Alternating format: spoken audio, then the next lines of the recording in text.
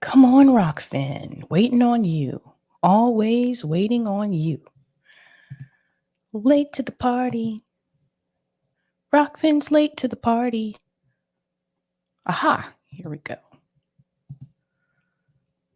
Rumble, let's do the damn thing. Do the thing. There we go.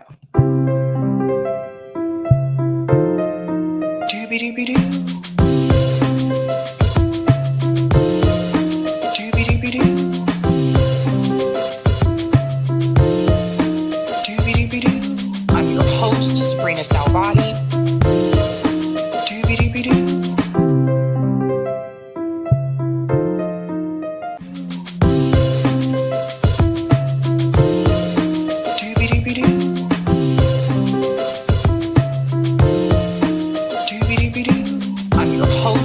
Salvati.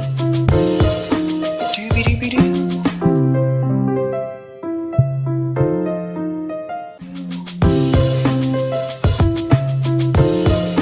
Dooby-dooby-doo. Dooby-dooby-doo. I'm your host, Sabrina Salvati.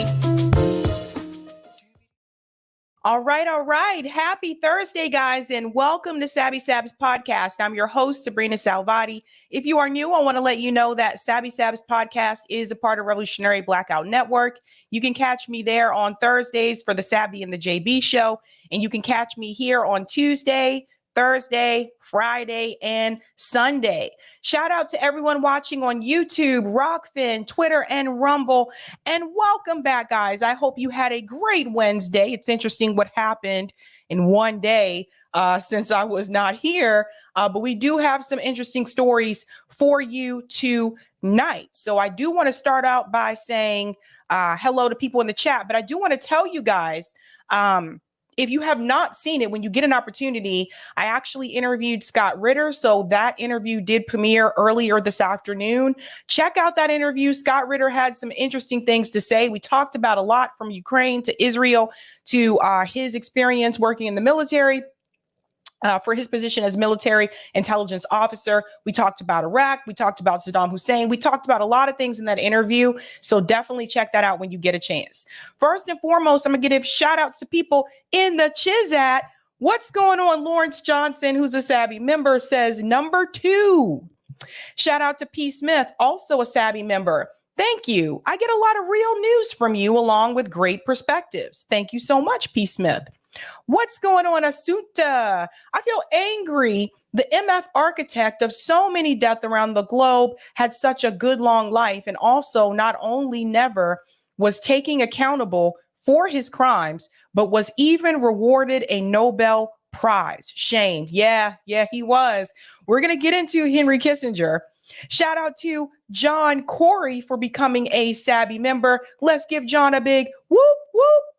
What's going on? Peter, who's a Sabby member, says, I feel nothing. He was a war criminal. If you guys have not had a chance, go ahead and take that poll. I'll reveal that at the end of the show.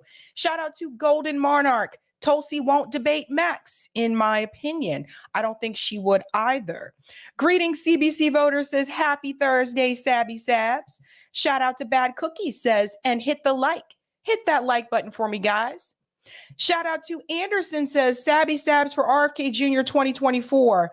No, not for RFK Jr. 2024. We will get into that story later on tonight as well. Shout out to David, says, Sabby, loved the interview with Scott Ritter. I've got a question I would have asked is, what will they do next with the Israeli government? That is a good question, because I really do not know. You know, I know Joe Biden is calling for a 2-state solution, but I don't know if anything will change with the Israeli government. We'll have to wait and see. Shout out to Hannah, says, I feel nothing about Henry. Greetings, Eric, who's a Sabby member, says, if there is any kind of karmic retribution, Kissinger will be reincarnated as a baby in a bombed out hospital in Gaza. Yikes. Shout out to Joe, says Max Blumenthal has lived the very experiences that he reports on. Tulsi Gabbard is loaded with rhetoric. If it's a battle of wits, Tulsi Gabbard will come totally unarmed. Interesting. What's going on? Fetish Magic says, I feel like Tony the Tiger. All righty. Greetings.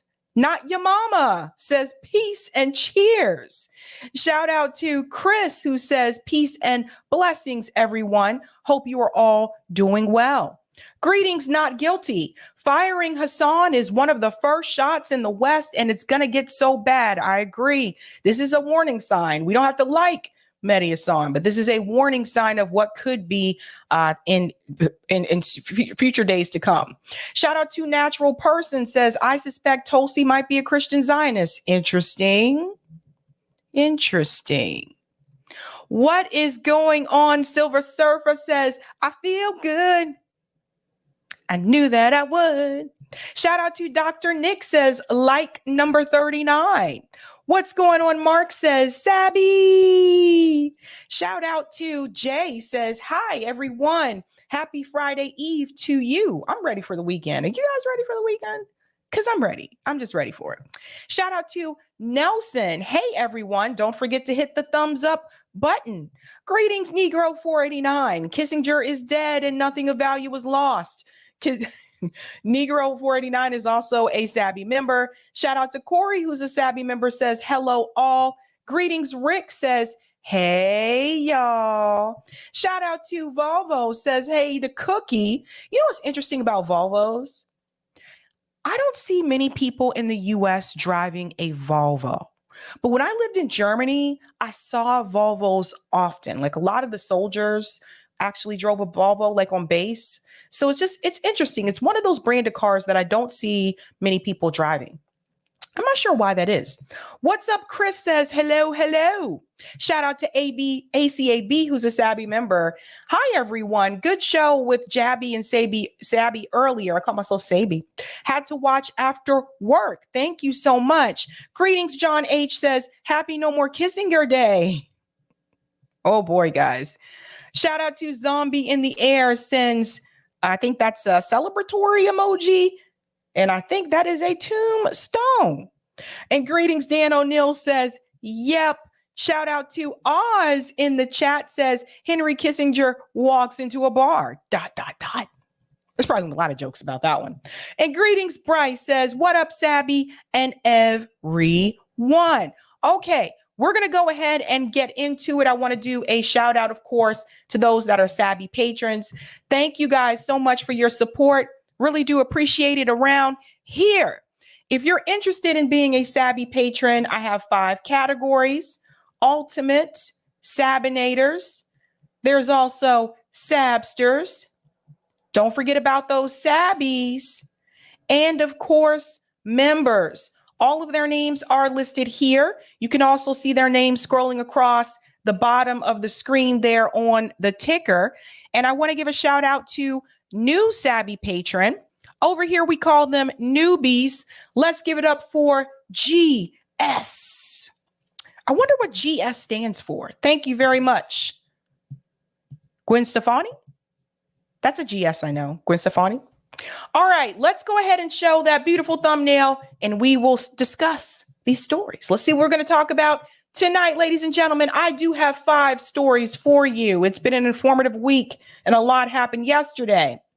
Tonight, we are discussing RFK Jr. lies to Chris Cuomo. Oh, no. We're going to get into that conversation, and then I'm going to show you why what he's saying is a lie. We're also going to discuss Max Blumenthal versus Tulsi Gabbard. Holy smokes. Tulsi Gabbard has completely sold out. Completely. She's really lost it. Max Blumenthal is calling her out for it. We're going to get into that. We're also going to discuss Joy Reid and Mehdi Hasan concerned. There are problems brewing over at MSNBC. As you see at the bottom there, something happened to Mehdi, and I'm going to make a comparison in reference to Joy Reid because we need to talk about why is this happening to Mehdi Hasan and why it's not happening to Joy Reid. Why are they targeting Mehdi? We'll get into that. We're also going to discuss, of course, you probably heard by now, Henry Kissinger has passed away at 100 years old. We're going to take a look back at some of the things that Henry Kissinger did and why he was problematic as Secretary of State. And last but not least, we have a damning story on Cory Booker. Shout out to the person who sent me this information. Cory Booker is exposed.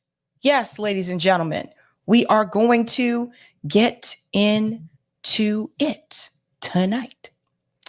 We're going to get started with our first story here. So if you have not heard by now, former Secretary of State Henry Kissinger has passed away at 100 years old. I paused there because I don't think most of you are sad about this. I don't think that you are. What I want to show you is we're going to talk a little bit about his history. We're going to talk about some of the war crimes that Henry Kissinger committed during his time as a political figure. And we're also going to show a comparison here. And I'm going to start with the first one with Morning Joe. If you have been watching the news, you will notice how certain outlets are actually discussing this in a different way. We're going to get started with MSNBC talking about the passing of Henry Kissinger. And I want you to pay attention to the way that they talk about Henry Kissinger and his career. Listen to this. Joe, Andrea was just telling me a story of when she heard the news about the passing of Henry Kissinger. I think we all took a moment to reflect when the news broke. Well, so much to reflect on. As the New York Times said this morning, rightfully, he was a hugely significant figure in U.S. foreign policy and American politics. I had no idea. He was on the cover. And for those of us a little bit older, this actually used to mean something in a significant way. He was on the cover of Time magazine 15 times. Wow. And one of those times, David Ignatius did not make his boss, Richard Nixon, very happy. It was when Time called Nixon and Kissinger Men of the Year in 1972. But a very complex legacy, as well as, I must just say on a personal note, a very complicated relationship with Mika's father. So, Joe, he did have a complicated relationship with Mika's dad. He and Zbigniew Brzezinski really were the two towering foreign policy intellectuals of their time. And okay, let's pause here for just a second because I want to add something here. If you notice, the way that they are discussing Henry Kissinger is in more of a favorable way, right? They're talking about Henry Kissinger as though this was a positive person who did good things. Oh, what a legacy Henry Kissinger has. When I get to the clip from Al Jazeera, I think you're going to see the difference, right? And yes, he did have a relationship, a professional relationship with Mika's father. So you have to remember who Mika's father is. And then that'll explain to some of you why she's in the position that she's in. You know, how she was able to get that anchor spot on MSNBC. She grew up already a part of the DC political bubble. Let's continue.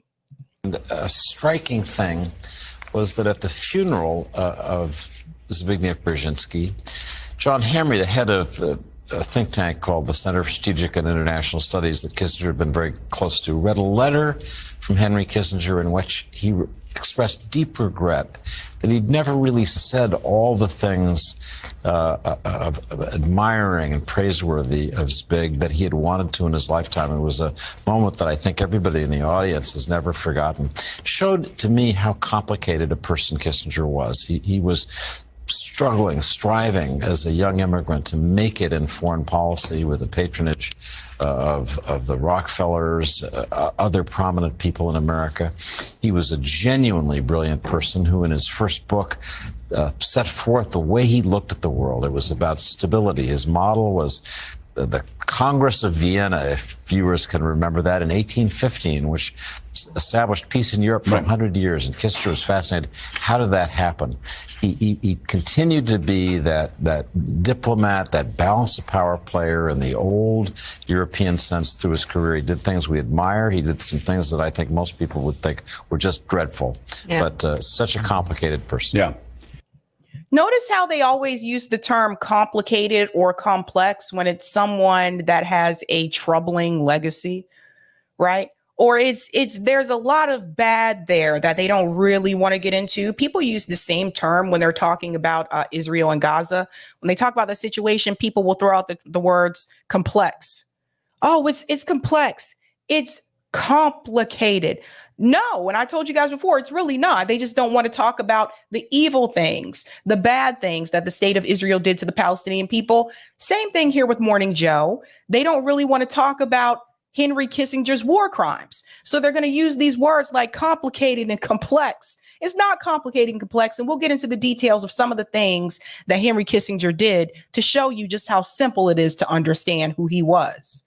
He really was. And it is a shame Mike Barnicle's not with us today because, of course, Mike covered the Congress of Vienna in 1815 for the Boston Globe. But we'll talk to Mike about that tomorrow. I'm sorry, Ann, it's just a joke. But we're going to talk much more, Mika, about Henry Kissinger's legacy. I will just say really quickly, so your father and Dr. Kissinger, about as extreme rivals as you could be while working together. Just read Dr. Brzezinski's diaries to see that. And yet, he very complex. He wept. John Henry said, when hearing of the news, and wrote a beautiful letter to your mother and your family. But we'll be talking about that legacy ahead. I'm sure you have thoughts. Well, no, I just think I sort of, in my mind, celebrate the moments when they would get together on stage or around a table and they would spar. So you guys see, this is Henry Kissinger and Mika's dad. So that's how deep Mika's political ties go. Guys, you have to understand this. This is why she has the narrative that she has. This is why she was able to get that position as an anchor at MSNBC.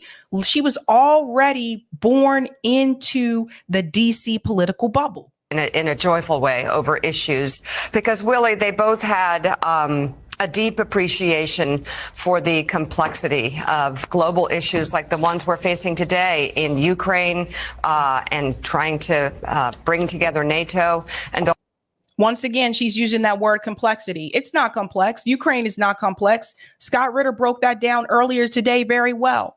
Israel and Gaza is not complex. Multiple people, Norm Finkelstein, Max Blumenthal, etc., have broken this down very well. It's not complex. Also, of course, the war in the Middle East, which is our top story this morning. Will it? Okay, so notice the way that they spoke about Henry Kissinger on Morning Joe, more in a favorable way. Oh, his legacy. And Cindy McCain also spoke about him in a favorable way. Now, Cindy McCain was John McCain's wife. She tweeted this: Henry Kissinger was ever present in my late husband's life. While John was a POW in the later years as a senator and a statesman, the McCain family will miss his wit, charm, and intelligence terribly. And I replied there, we won't miss him. So I think that you guys see what's happening, right? The people who are in the political DC bubble, they're saying positive things about Henry Kissinger. Hillary Clinton actually referred to Kissinger as her friend. Yeah, those are the friends that you have.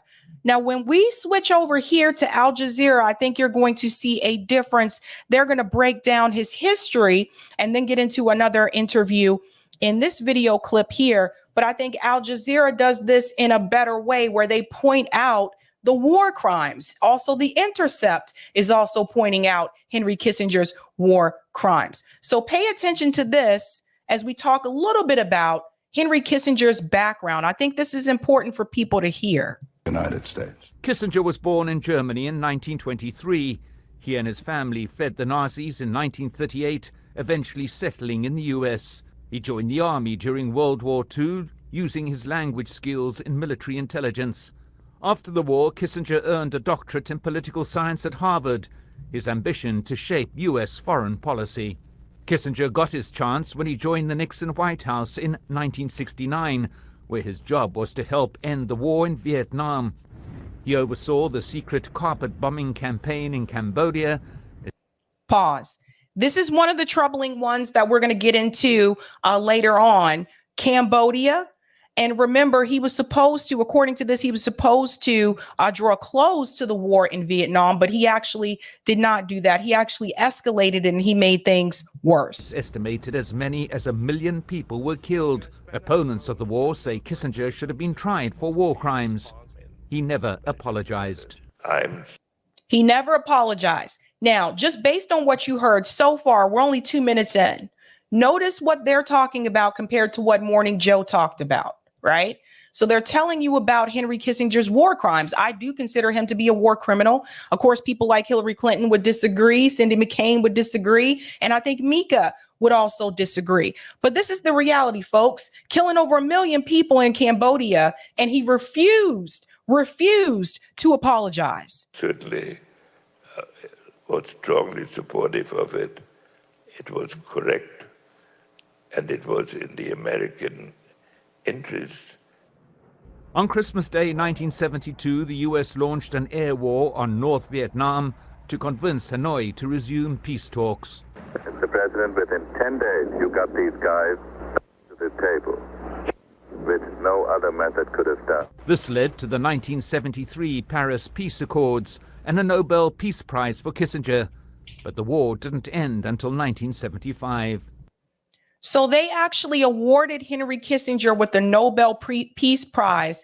This was after he initiated and facilitated the slaughter of over 1 million people in Cambodia, civilians, and they give him a peace prize because of the Paris Peace Accords. Crazy. The Nixon administration saw Vietnam as key to stopping the spread of communism. But when it came to the Soviet Union and China, Kissinger persuaded Nixon to try détente, in other words, a slight defrosting of the Cold War. The result? Washington and Moscow negotiated their first arms control treaties, and Nixon visited China in 1972. For Kissinger, this was all about giving the U.S. a tactical advantage. Our strategy was to position ourselves in such a way that we were closer to Soviet Union and China than they were to each other. So that in every crisis, we had more options than they did. Meanwhile, Kissinger was still fighting the Cold War in South America and Europe, backing military governments in Chile, Greece, and Argentina. We'll get to that as well. Remember that, the backing the military governments in Greece, Chile, and Argentina.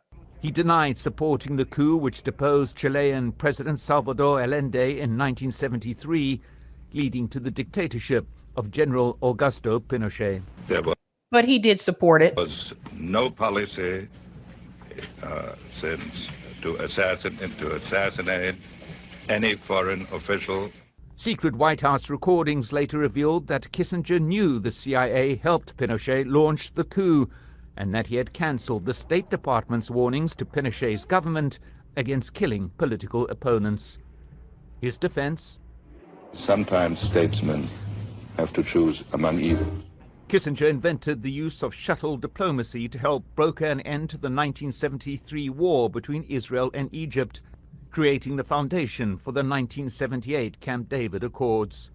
After Nixon resigned in 1974, Kissinger continued as Secretary of State under President Gerald Ford and spent the remaining decades of his life as an informal advisor to world leaders and corporations.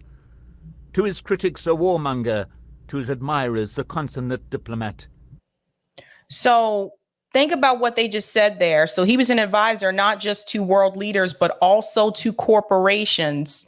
And they split the comparison here. They say that some people see him as a war criminal. Some people see him as a diplomat. Based on the footage that I showed you from MSNBC, I would say that they view him as a diplomat. Al Jazeera is a little bit different. Obviously, they're going to point out some of the war crimes, but most of the media, most of the independent media that I have seen is calling out the truth about Henry Kissinger's war crimes. Now we get to this part here of the interview, and I want you to hear what this gentleman says. He's the host of Al Jazeera's weekly show, The Bottom Line, and is the founding editor-at-large at Semaphore, which is a new digital media platform. He joins us now live from Washington, D.C. Thank you for your time. So Henry Kissinger was both celebrated and controversial. Can you put his legacy in shaping foreign affairs into perspective? Yeah, well, I mean, I think there was no more influential foreign policy intellectual and participant than Henry Kissinger. He shaped the entire modern era, not just since the end of the Cold War, but before the Cold War. His book on nuclear weapons and foreign policy in the 1950s became the seminal document at that time on how to think about nuclear weapons. This is before the opening to China, before détente with Russia, and before many of his misdeeds. He is reviled around the world by many for having no filter for human rights and embracing autocrats and thugs.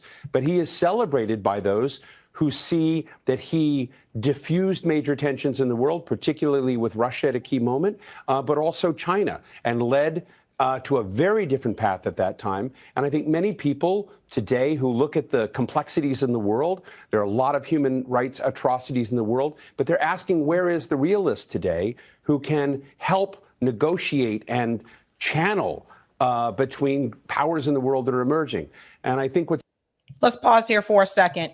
So I would say that Henry Kissinger was celebrated by those who have little or zero regard for human life, right? The people who don't care about the millions of people that died in Cambodia, the people who don't care about all of his war crimes, who just see this as whatever, it's just collateral damage. I would say those are the people who celebrate him, the people who are a part of the DC political bubble, the people who are a part of Henry Kissinger's circle, people like Hillary Clinton, who called him her friend. But I would say that the fact that he just seemed to have no regard for human life, it's really weird to me how you can come out of a situation, and this is why I wanted you to hear about his background. You can come out of a situation where you are fleeing Nazi Germany, which Henry Kissinger and his family did. So you know what it's like to have terror in your face. You know what it's like to see when you saw the Nazis have such disregard for human life. You see that, you grow up seeing that. And then in turn, you get into a political position, you're Secretary of State, and then you in turn seem to have just no regard for human life abroad. You would think that coming from that experience, that you would actually be more compassionate towards that, but he was not. That's the irony. What's interesting is that Kissinger, as controversial as he was, never stopped being consequential. Even in April, when going to China, meeting Xi Jinping, when America and China were clearly on a divergent path and perhaps on a train wreck course, he stepped in and basically set a floor on that relationship, reminding both sides how fundamentally globally consequential that relationship was. So he was not loved, and I knew Henry Kissinger. I was the first director of the Nixon Center in Washington in the early 1990s, and Henry was my co-chairman of my board. So I had a lot of interaction with him, and he was a man who knew he had a place in history, who was worried how that was going to be, but he was worried how it would be shaped and who would attack him, but yet he didn't at another level care that much. And heard what he said? He didn't at another level care that much. So I want to look at some of the crimes against humanity that Henry Kissinger was responsible for. Now, this is coming from The Intercept. Henry Kissinger, top U.S. diplomat responsible for millions of deaths, dies at 100. This is written by Nick Terse. And I want to get to this part right here. Kissinger helped prolong the Vietnam War and expand. Kissinger helped prolong the Vietnam War and expand that conflict into neutral Cambodia. Let's pause there for a second. Neutral Cambodia. So that's a big part of the problem. Cambodia was not a part of this conflict. It was a neutral zone. And Henry Kissinger had no problem facilitating slaughter in Cambodia, facilitated genocides in Cambodia, East Timor, and Bangladesh, accelerated civil wars in Southern Africa, and supported coups and death squads throughout Latin America. He had the blood of at least 3 million people on his hands. And this is according to biographer Greg Grandin. There were few people who have had a hand in as much death and destruction, as much human suffering in so many places around the world as Henry Kissinger. That's coming from veteran war crimes prosecutor Reed Brody. A 2023 investigation by The Intercept found that Kissinger, perhaps the most powerful national security advisor in American history and the chief architect of U.S. war policy in Southeast Asia from 1969 to 1975, was responsible for more civilian deaths in Cambodia than was previously known, according to an exclusive archive of U.S. military documents and interviews with Cambodian survivors and American witnesses. Goes on to say, The Intercept disclosed previously unpublished, unreported, and underappreciated evidence of hundreds of civilian casualties that were kept secret during the war and remained almost entirely unknown to the American people. So I just want to explain something here. So kudos to The Intercept for uncovering that information. When you facilitate war in a neutral zone, that is considered to be a war crime. War actually does have rules, and Henry Kissinger broke those rules. Kissinger bore significant responsibility for attacks in Cambodia that killed as many as 150,000 civilians, up to 6 times more non-combatants than the United States has killed in airstrikes since September 11th. Whew. Then they start to talk about his background, which we already went through that. And I want to go to this piece here. Kissinger played a key role in prolonging the U.S. wars in Southeast Asia, resulting in deaths of tens of thousands of American troops and hundreds of thousands of Cambodians, Laotians, and Vietnamese. During his tenure, the U.S. dropped 9 billion pounds of munitions on Indochina.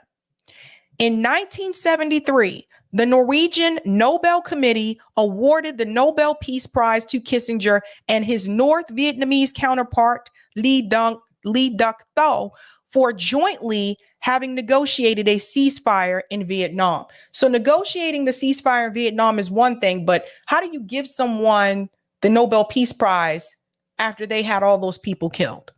In a neutral zone.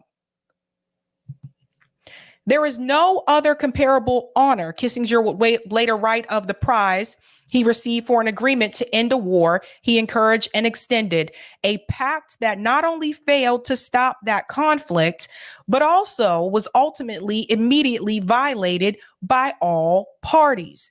Documents released in 2023 show that the prize, among the most controversial in the award's history, was given despite the understanding that the war was unlikely to end due to the truce.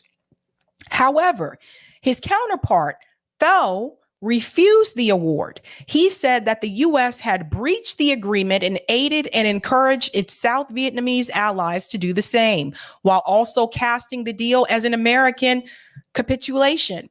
During the last 18 years, the U.S. undertook a war of aggression against Vietnam, he wrote. American imperialism has been defeated. So you can read the rest of this article on your own. It's by The Intercept. This was published yesterday at 9:49 p.m. But I think there's something else about Henry Kissinger that you seem to may not know. Henry Kissinger, as much as we're hearing people now, people like Chuck Schumer, right, calling for an end to anti-Semitism. And of course, I do not agree with anti-Semitism. But some of these same people that are vocal about that seem to forget that, Henry Kissinger probably would have fallen into the same category that Chuck Schumer is talking about. Now, Katie Halper posted this. She said, "Dear ADL, you left this out of your Kissinger eulogy. Eulogy, sorry. Sorry, guys, can't talk tonight. Dear ADL, you left this out of your Kissinger eulogy." Now, she is responding to this tweet from the ADL, which actually has community notes added to it now. They said that Henry Kissinger was a towering intellect, diplomat, and practitioner who, not without controversy, helped shape American foreign policy with a lasting impact worldwide. A refugee of Nazi Germany and the first Jewish Secretary of State, he was unapologetic about his heritage, and his embrace of the importance of American global power and diplomatic values. Community notes added this: misleading. Henry Kissinger was, in fact, apologetic about his Jewish heritage. This is very important for people to see, especially around President Nixon.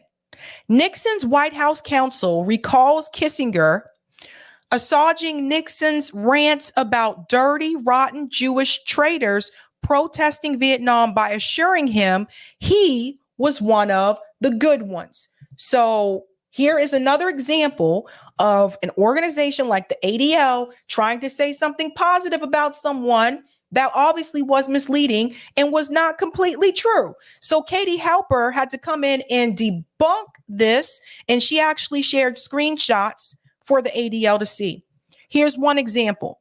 Henry Kissinger: "If it were not for the accident of my birth, I would be anti-Semitic."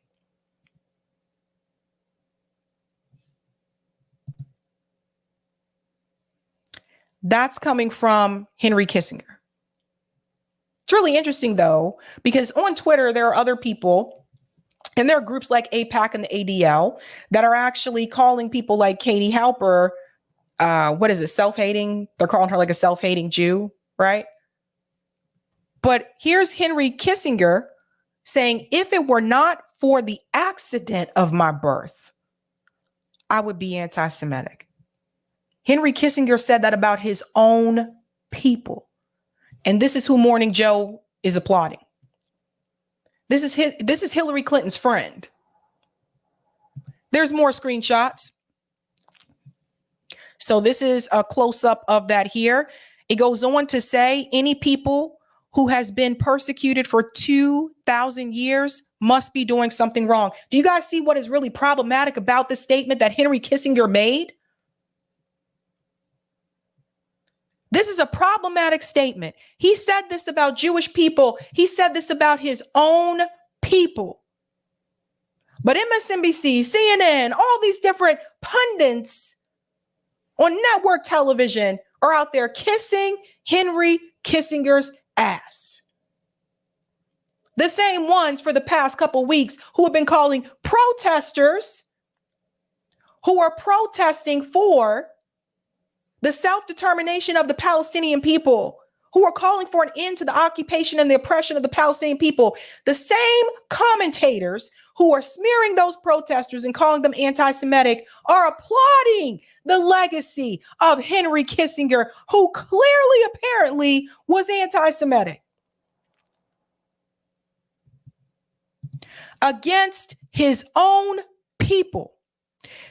This screenshot here says in 1985, he publicly supported President Ronald Reagan's wreath-laying ceremony at a military cemetery in Bitburg, West Germany, where members of the Waffen SS are buried. Kissinger opposed the idea of a U.S. Holocaust Memorial Museum. Get this straight, guys. He opposed the idea of the Holocaust Memorial Museum.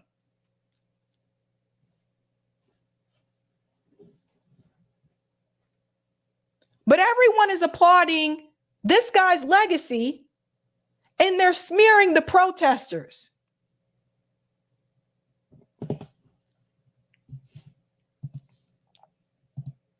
One more here.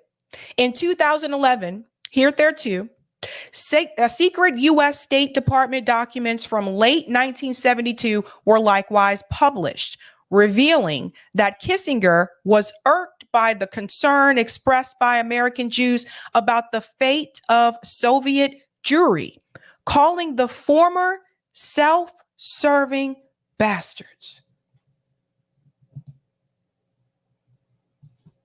We'll talk about Chuck Schumer tomorrow night, but where's Chuck Schumer on this? Where's Amy Schumer on this? All the people who have been criticizing protesters, calling for an end to occupation and oppression of the Palestinian people, where are you now?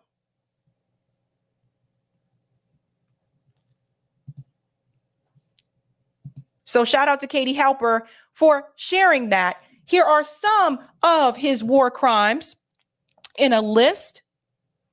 Henry Kissinger crimes. 1, Cambodia bombing, 500,000 killed. Is actually over 1 million killed now. Remember what they said in the Intercept article, that they didn't even release all the numbers at that point in time. East Timor invasion, support 200,000 deaths. Chile government overthrow, U.S.-backed Pinochet's dictatorship. Bangladesh killings, 3 million deaths. Argentina's dirty war, 30,000 killed and 30,000 disappeared. Laos bombing, 200,000 deaths. Vietnam War toll, 2.5 to 3 million deaths.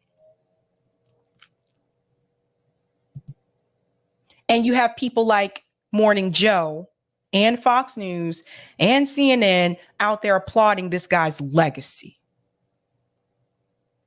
There was a guy on Twitter, I should have saved this tweet. There was a guy on Twitter and he said, you should not be cheering on or applauding the death of someone and da-da-da. It just makes you look really bad. Maybe. But the guy that people were applauding killed all these people. Millions. So if you haven't had a chance to answer that poll, how do you feel about Henry Kissinger's passing? Do you feel sad? Do you feel happy? Do you feel nothing? Do you not really care? Those were the choices. I'm going to go to some of the comments and we'll go to the next story. Thank you for the super chat, Sparky. Great work, Sabby. Thank you, Sparky. Oh, this is funny. The ghost of Henry Kissinger. I don't know who did this. This is hilarious. Says Sabby, no. Kinky says you have to be a war criminal to get the Nobel Peace Prize. See Obama. Oof. Thank you for the super chat, David. Kissinger would have been a perfect Bond villain. I could see that. And thank you, Snorky. Don't forget that Kissinger worked on getting Nixon elected by messing up Lyndon Johnson's talks. The Chenault affair. Nixon gave Hottleman his orders. Now that one I did not know about. Thank you so much for that, Snork. I'll take the comment on Rockfin, Corey. Thank you. Thank you so much for the tip on Rockfin hemp car. Warning, explicit. Okay. Peter Kornbluh was on NPR today talking Kissinger on Chile. In his book, The Pinochet File, I Bought at UWSP, it says how Dina put starved rodents into women's bloop and unnatural acts with Dobermans. This makes that 1984 scene with rats look like Disneyland. Kissinger said on TV that human rights weren't an issue. USA are Nazis treat as such. Hillary and Nixon's mentor, same party.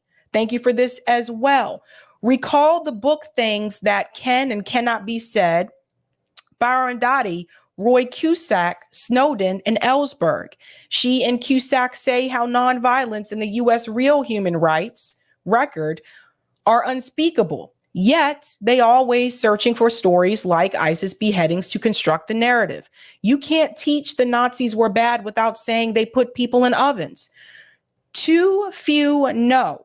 Study Thomas Merton Nahatan, and MLK. Thanks for this as well. Kinda creeps me out. Kissinger secretly met with China and pitted Russia against China, they claim. I think Whitney Webb's book said Rothschild's medicine, the West forced into China in the 1800s too. See the movie Colonia, Denegard with Emma Watson. Oh, I have to check that out. They backed Peter Schaefer, Nazi child molester in Chile. Iran kicked the Freemasons out in 1979. The West forced them back into Russia after the Cold War. Very interesting, Hemp. I will have to check that out. Interesting stuff. We're moving on to the next story.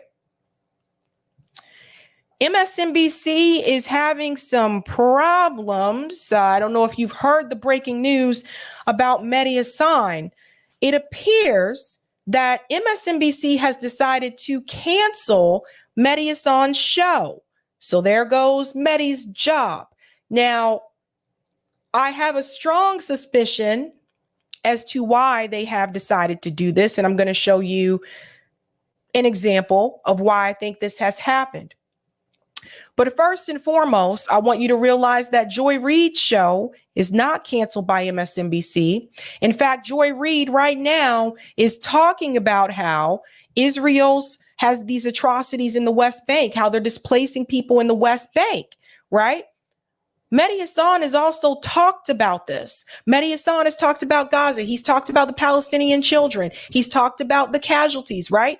Joy Reid has also talked about these issues because I actually applauded them for actually talking about both sides for once and not just talking about the pro-Israel side. I was really surprised that they were actually talking about things from a Palestinian perspective as well. That is Joy Reid and Mehdi Hasan. So why cancel Mehdi Hasan's show and not Joy Reid's show? I think I know why, and I'm going to show you. I want to start with Joy Reid's clip here about the West Bank just to show you an example. So shout out to Case Study QB for this clip. He goes on to say, I've been on the continued violence from Israeli forces in the West Bank. So here is Joy Reid discussing the violence that is happening in the West Bank. Listen to this. Well, let's talk about what's happening in the West Bank. We know that there was a raid because while the news, at least for the moment, I don't know how good I don't know if the word good is usable at this point, but for the people of Gaza, at least the bombing has stopped for now. The violence has actually ratcheted up in the West Bank. There was a raid in Jenin that left at least a 9-year-old and perhaps 2 children dead, killed. Let me pause here for a second. Let's go back. Listen to what she says. Because while the news, at least for the moment, I don't know how good I don't know if the word good is usable at this point, but for the people of Gaza, at least the bombing has stopped for now. The violence has actually ratcheted up in the West Bank. That part right there. The violence has actually ramped up in the West Bank. And a lot of people are not talking about this. And we've mentioned this before while everyone was talking about Gaza, and I talked about Gaza as well. Don't forget about what's happening in the West Bank. So once again, I was very surprised that she was covering this part of the story, because again, this goes against the narrative that MSNBC wants to push in reference to Israel and the Palestinian people. And also, I don't know who picked out this outfit for Joy, but I don't think I've ever seen leather collars on a shirt. And I don't think I've seen them that big. I don't know where Joy got this shirt from, honey. I don't know where you got this shirt from. I don't know, but whoa, holy smokes. Let's continue. There was a raid in Jenin that left at least a 9-year-old and perhaps 2 children dead, killed by IDF soldiers. What is going on? And also the arrests are continuing. It appears that while Israel is releasing women and children from Israeli jails, they're also rearresting and arresting lots and lots of people on the West Bank. What's happening there? So I'll go ahead and tell you before he comments. What's happening there, Joy, is what has been happening there for years. They are pushing the Palestinian people out of their homes. 2 boys, 9-year-old boys, were killed, just killed. They weren't trying to arrest, they weren't arrested. And you got to understand, when Palestinians are arrested, it's not like they go to court. It's not like they have a trial and they're tried by a jury. They're thrown into prison and tortured. Boys, kids, 2 9-year-old boys taken out by a sniper. I can't play the video on here, but I saw the video on social media. It's disturbing. Kids. Yeah, I mean, look, to your point, there's no Hamas in the West Bank. The Palestinian Authority is as close of an ally as you can possibly be for Israel as well. They are described by Palestinians who are disenfranchised with it as the Palestinian face of Israeli occupation. But against the backdrop of what is supposed to be relative calm and truce during the war in Gaza, the West Bank is anything but. We have seen over the course of the past 55 days since October 7th, Israeli settlers in the occupied West Bank going on rampages, destroying homes, forcing Palestinians out of their villages, many of these backed by the Israeli military. When Palestinians protest or when they confront Israeli soldiers, they are shot. And in some cases, even in situations where there are no confrontations, the Israeli military is going into Palestinian towns and villages that are technically supposed to be under control of the Palestinian Authority in what is known as Area A under the Oslo Accords, and they're raiding these towns and cities and arresting Palestinians, and at times, as we've seen, shooting them, including a 9-year-old boy that was killed earlier today. This is also happening against the backdrop that Israel is releasing Palestinians, some of whom were actually arrested after October 7th, as in the case of Ahed Tamimi, a prominent Palestinian activist and feminist who was arrested after October 7th, now being released, part of this truce that has been playing out over the past 6 days. So while the world's attention is on Gaza, you are now looking at more than 200 Palestinians that have been killed over the past several weeks in the occupied West Bank, Joy. Thank you. So what I wanted to say is, when I was talking about Gaza, one thing I kept saying is, like, don't forget about what's happening in the West Bank. And this is the reason why, right? Like, why all the world was focused on what was happening in Gaza, people were being killed. People were being displaced in the West Bank. Imagine if someone just came up to your house, knocked on your door and said, okay, you don't live here anymore. I'm kicking you out of your house. And it's a military presence. It's not like it's just some salesman or a real estate agent or your landlord trying to evict you. It's a military presence. They're armed, pointing guns at you, telling you, get out of this house now. It is mine. Where are you supposed to go? So there's their fact. That's that factor. There's also the fact that you just lost your home. Like, this should never happen to anybody. I don't care where you live, what country you're in, whatever. This shouldn't happen to anyone. They are dragging these people out of their homes. And this has been going on for years.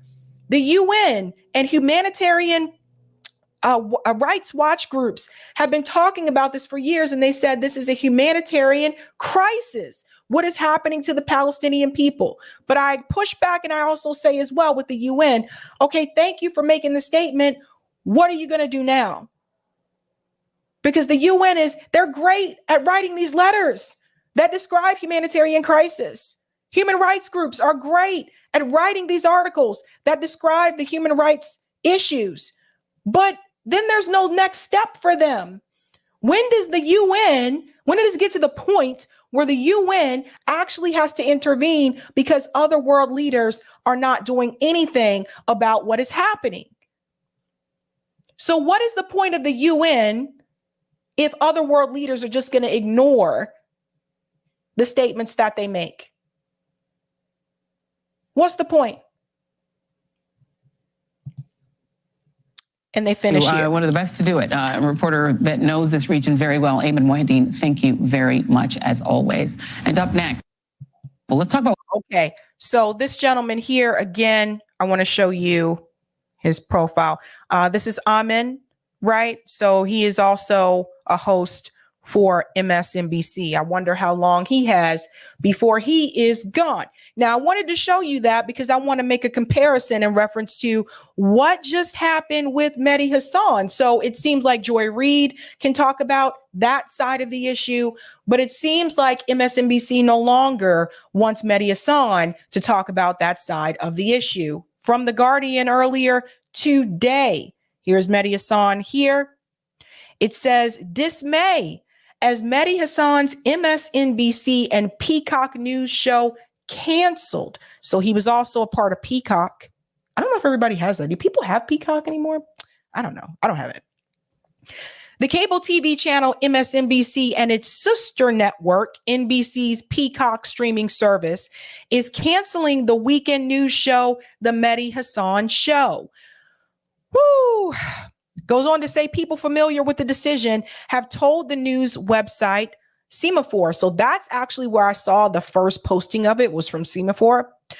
The host and journalist Mehdi Hasan will instead become an on-camera analyst and guest host. The outlet reported on Thursday the Peacock original show will be replaced by an additional hour of Amen. That's the guy you just saw on Joy Reid's show. The news program hosted by Amen Mayelden. Staff were made aware of the news on Thursday morning. And here's a tweet here from Max Tani. MSNBC is canceling Mehdi Hasan's show, I'm told, and plans to expand Amen's show to 2 hours.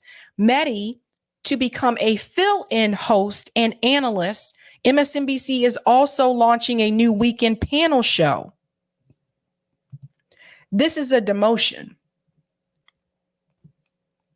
I remember when Don Lemon said he wasn't being demoted because they were moving him from the primetime show to the morning show. So I studied broadcast journalism in college. I'm sorry, but we know that when you are moved from primetime to morning, that is a demotion, even if they're not reducing your pay. You are demoted. The morning show does not get as many viewers, so they have less ratings, right? The primetime show gets most of the ratings. That's how it works in network television. So they're demoting Mehdi Hasan. He went from having his own show to being a fill-in host. And now I do have criticism of Mehdi Hasan. I think he considers himself to be progressive, left, whatever. But again, I've always pointed out that he's only willing to go but so far, right? I remember the way that he went after Matt Taibbi when he interviewed him, because Matt Taibbi, the Twitter files, actually revealed some damning information about the Democratic Party and how they were trying to censor people and stories. But still, why him? Let's go on. It goes on to say the show, which was broadcast live on Sundays at 8 p.m. Eastern Time, covered national politics, current affairs, and global news. The show's reported cancellation sent shockwaves through his fan base. The prominent human rights attorney, Nora Eckerath, called the show an oasis on air and more needed than ever. And this is her here. MSNBC cancels Mehdi Hasan's show. MSNBC, make this make sense. Mehdi Hasan's program has felt like an oasis on air and more needed than ever. His program with Mark Regev was a whole class on journalistic method. He should be amplified, not shut down.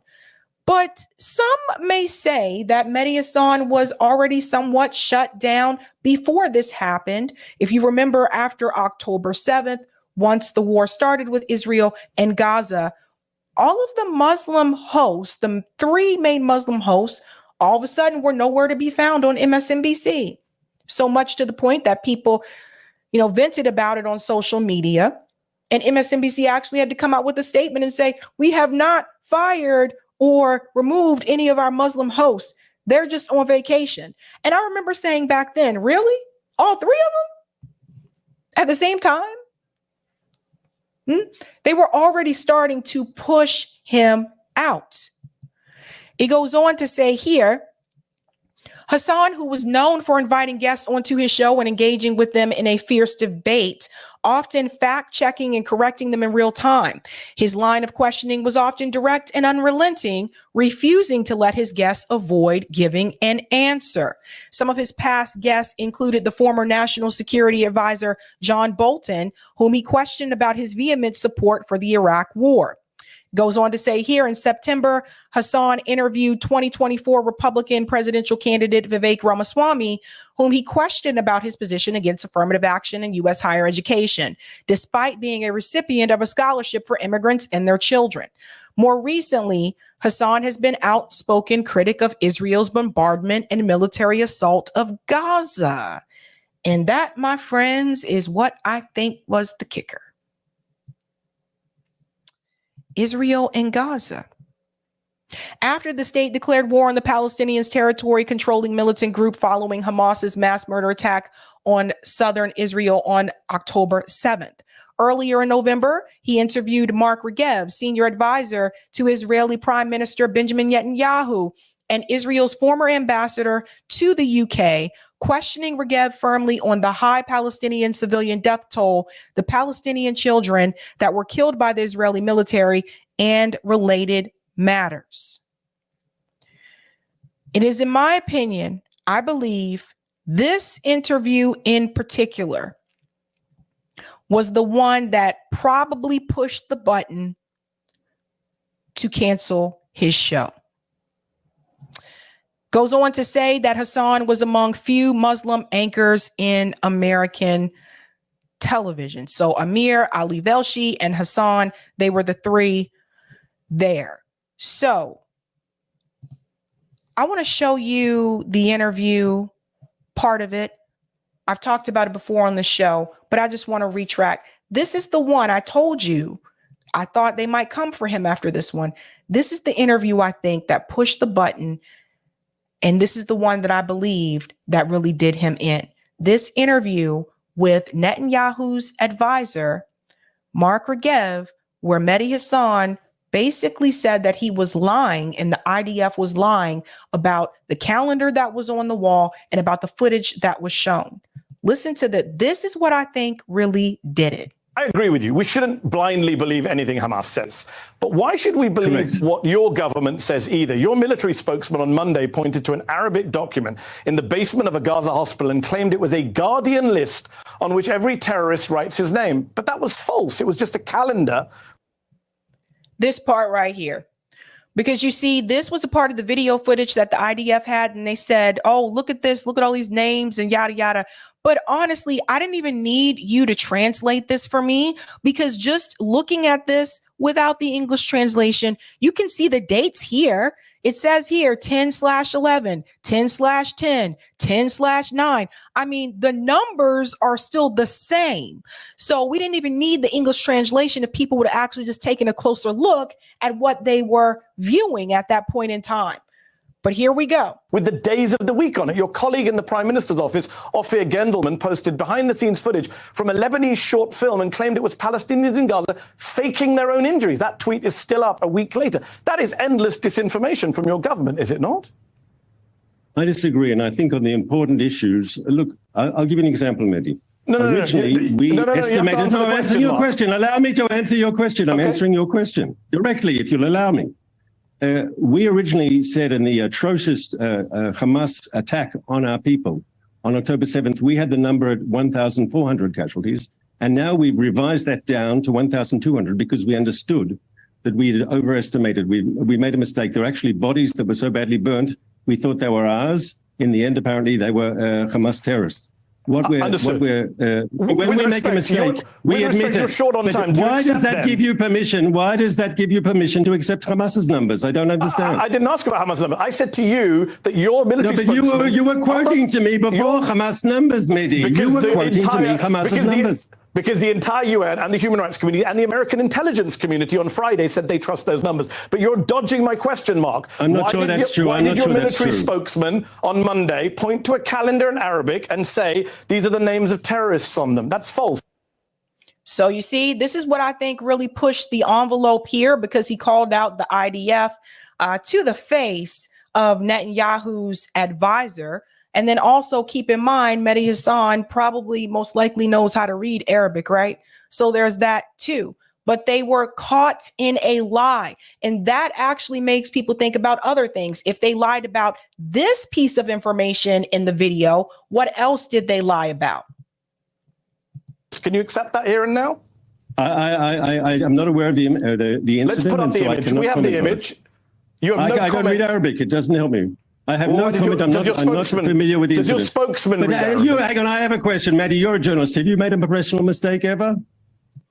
And see, this is when the advisor was actually put on the spot here. Now he tries to pedal back and basically says, well, haven't you ever made a mistake before? See, this is the interview. In my opinion, If I had to pick one, this is the interview I think that did Mehdi in. And notice the cancellation of his show happened after this interview.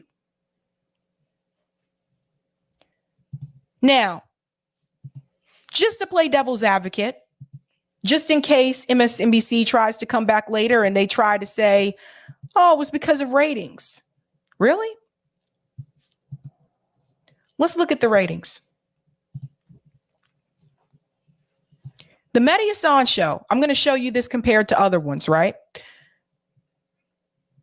It says February 28th, 2021 till Sunday, November 19th, 2023.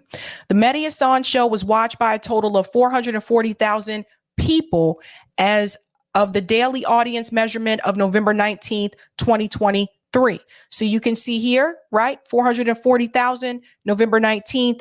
At one point, he had a big spike here, 921,000 people, right?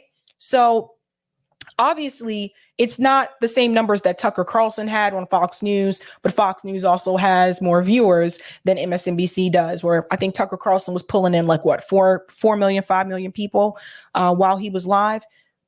MSNBC doesn't have those numbers. So just keep that in mind. But so it's not that it was a number one show, but was it at the bottom? I don't think so, honey buns. Let's go down. I'm going to show you. Look at this. The top MSNBC shows. I'll make it a little bit larger so you can see. Okie doke.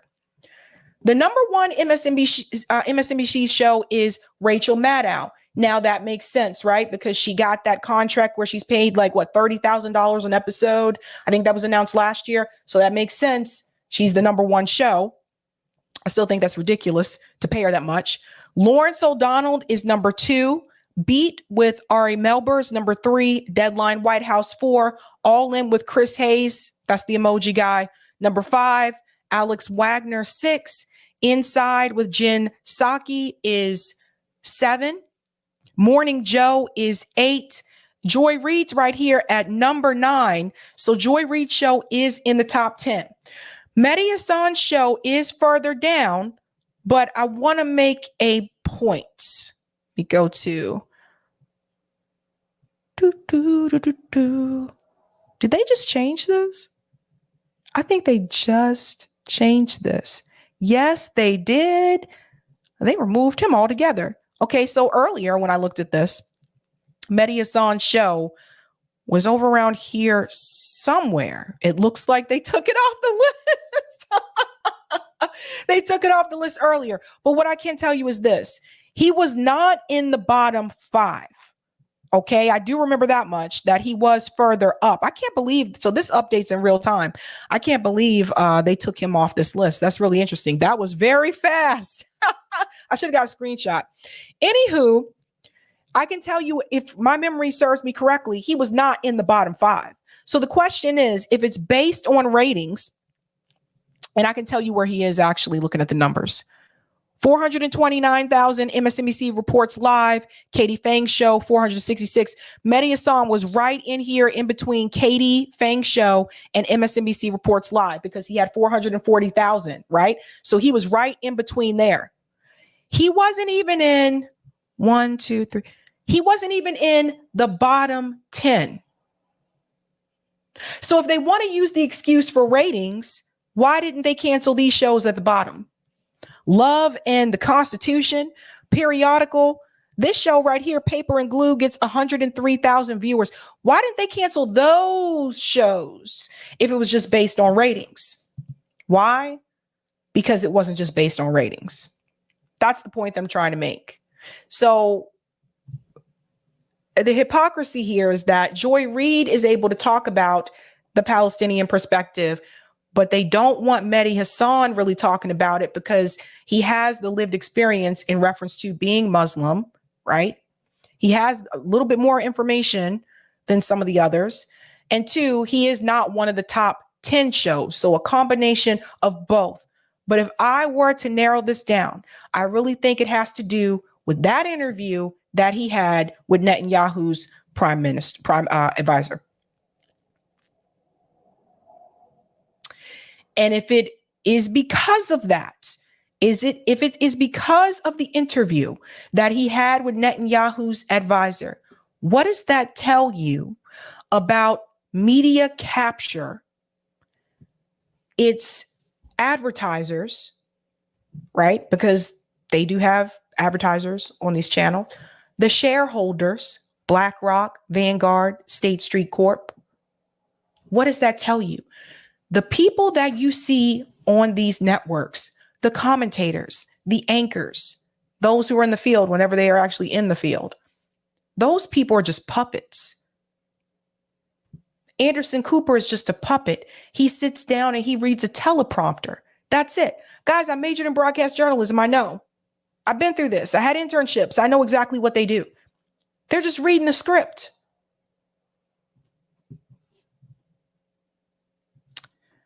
But Mehdi is gone. Mehdi is gone. And that makes me question, who will be gone next? Who will they come after next? Who maybe doesn't say things exactly the way they want them to say it? That's the thing about mainstream media. This is why we have to be against censorship, because they can come after all of us, not just those of us in independent media. They can come after you at your job,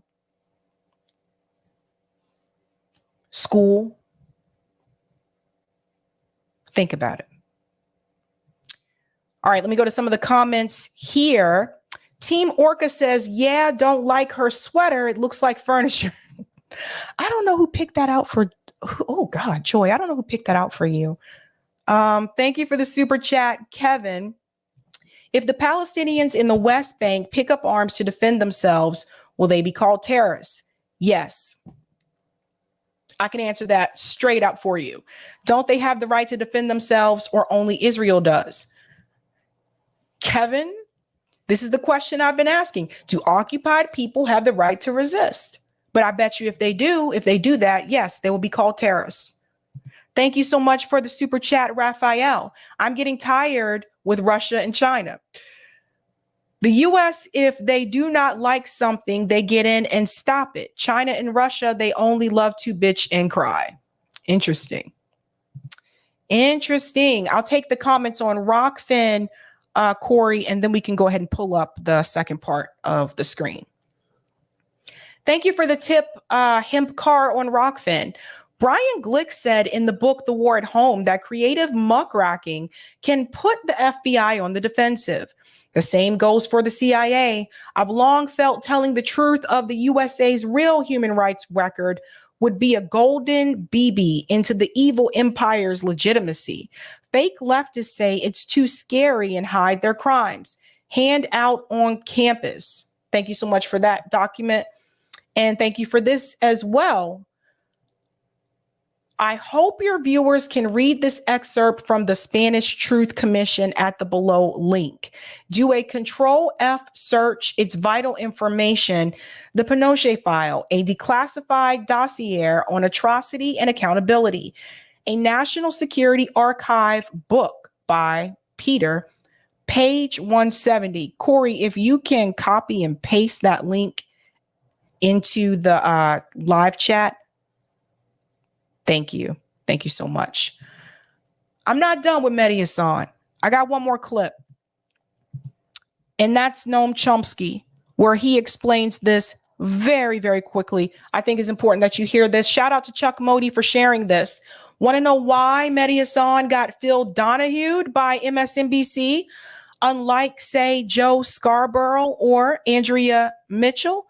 Noam Chomsky explains it best. How can you know that I'm self-censoring? How can you know that you're journalists self-censoring? I'm sure you believe everything you're saying. But what I'm saying is if you believe something different, you wouldn't be sitting where you're sitting. How can you know that I'm self-censoring? How can you know that you're journalists self-censoring? I'm sure you believe everything you're saying.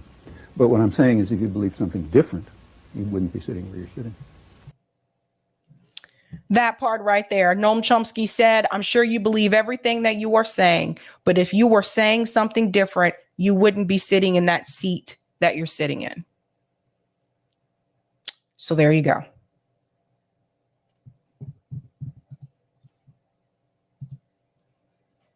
We are moving on to this story about Cory Booker. We have some things to expose about Cory Booker right now.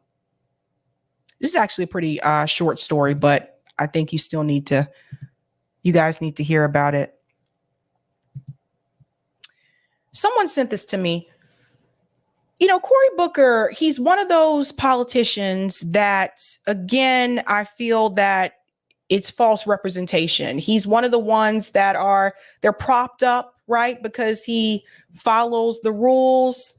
He does what the establishment wants him to do. He's a part of the status quo. So he's propped up to make African Americans think that there is somebody out there who represents us. And if he did it, we can do it too. And he's going to fight for us. So I've been very critical about Cory Booker in reference to the lies that he tells, the type of showmanship that he has. He's just very fake. And I can say this, having seen him in person.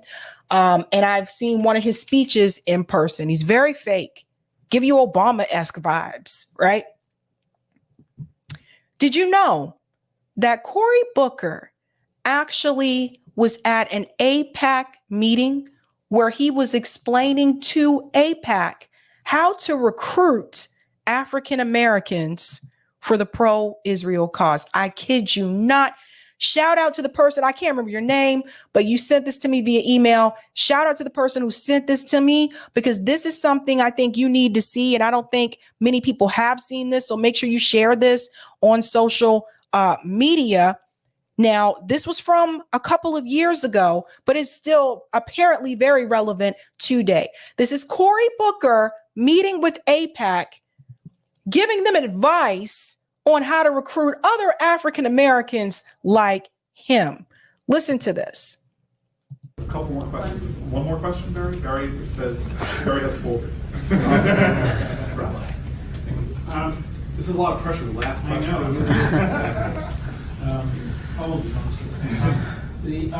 You spoke a lot about hope, and obviously you are someone who is very pro-Israel.